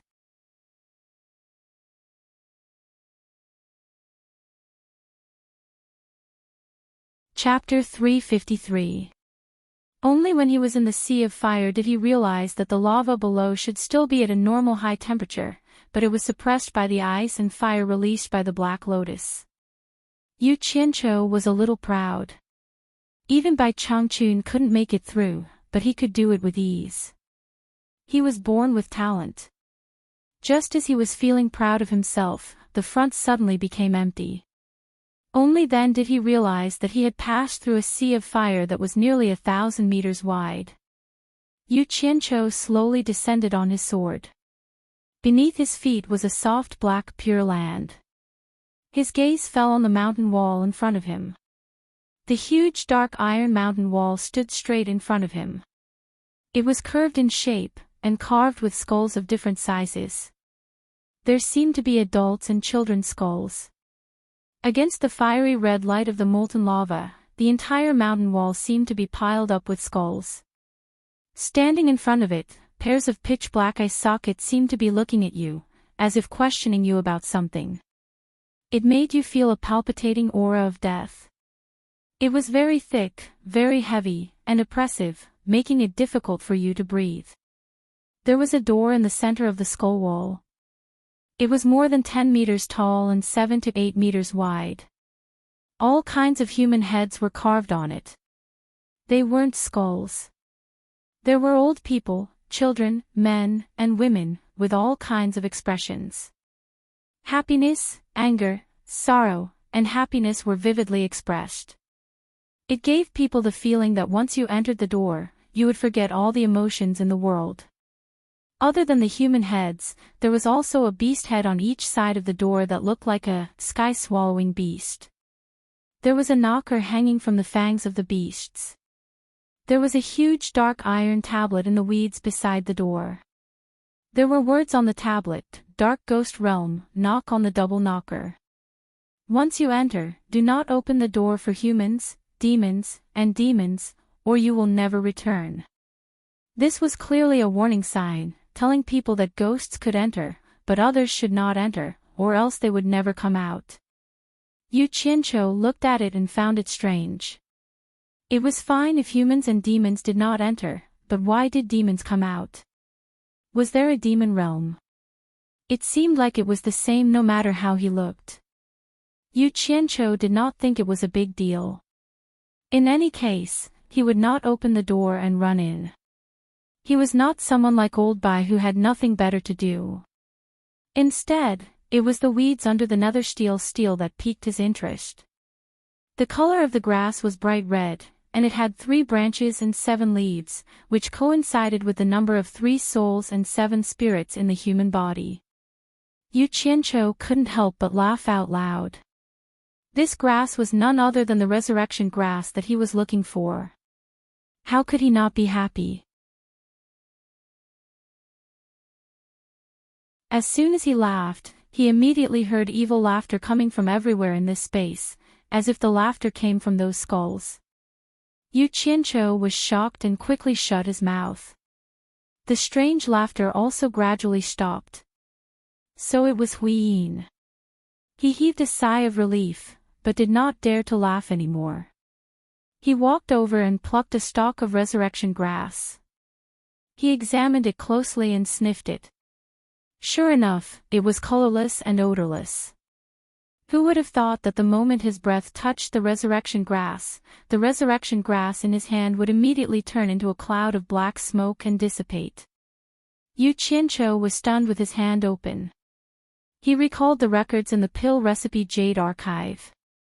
The resurrection grass was not a spiritual herb of the human world. It could not come into contact with human life, or it would immediately turn into smoke. He raised his hand and slapped his forehead, coming to a realization. He decided that he would seal it in ice and harvest it when he needed it. Hence, he took out a silver ball and stuffed it into a place that he thought was safe. After he felt that there wouldn't be any problems, he began to wander around to see if there was anything else that he needed. Alas, this place was very poor. It seemed that other than the black soil and nether steel on the ground, there was only the resurrection grass left. He was no longer interested in these things. It wasn't easy for him to come here, so he had to bring something back with him to commemorate his trip. Dig up a skull and bring it back. There was no point. As he was looking around, his gaze suddenly fell on the door that led to the netherworld. The door knockers in the mouths of the 2 heaven-devouring beasts were black and shiny, faintly emitting a black glow. They shouldn't be made from nether steel. Could they be some kind of treasure? Yu Qianqiu's eyes lit up. His interest was immediately piqued. The position of the door knocker was very high. It was about 4 to 5 meters tall. He mounted a flying sword and flew over. He touched the door knocker and carefully examined it. The door knocker was very big, just like the heaven and earth ring hanging on Naja's neck. Moreover, judging from the material, it was obviously different from the other materials on the door. It was definitely not nether steel. He tried to pull it out, but unfortunately, the beast's head was obviously not made from ordinary materials. It was impossible to remove the door knocker with brute force. Without another word, Yu Qianqiu released his black flame and compressed it into a cutting shape. Unfortunately, there was no reaction after sawing for a long time. Since his black flame didn't work, he released his blue flame. Sure enough, the blue flame was more effective in dealing with this thing than the black flame. However, the beast's tooth that locked the door knocker was also an extraordinary item. Even if the blue flame was effective in dealing with it, the effect was minimal. Once again, Yu Qianqiu displayed his perseverance and indomitable spirit. He climbed onto the beast's head and sat on it. He used his blue flame to compress the saw knife and saw it with all his strength. After another half a day, the lower tooth of the beast's tooth was finally sawed off by him. The tusk, which was as long as a chopstick and as thick as a banana, was held in his hand. He couldn't tell what material it was made of. However, since it could be used here, it was definitely not an ordinary item. Therefore, he directly confiscated it. The door knocker was formed by the 4 tusks of the beast's head. After cutting off one lower tooth, he continued to saw the other lower tooth.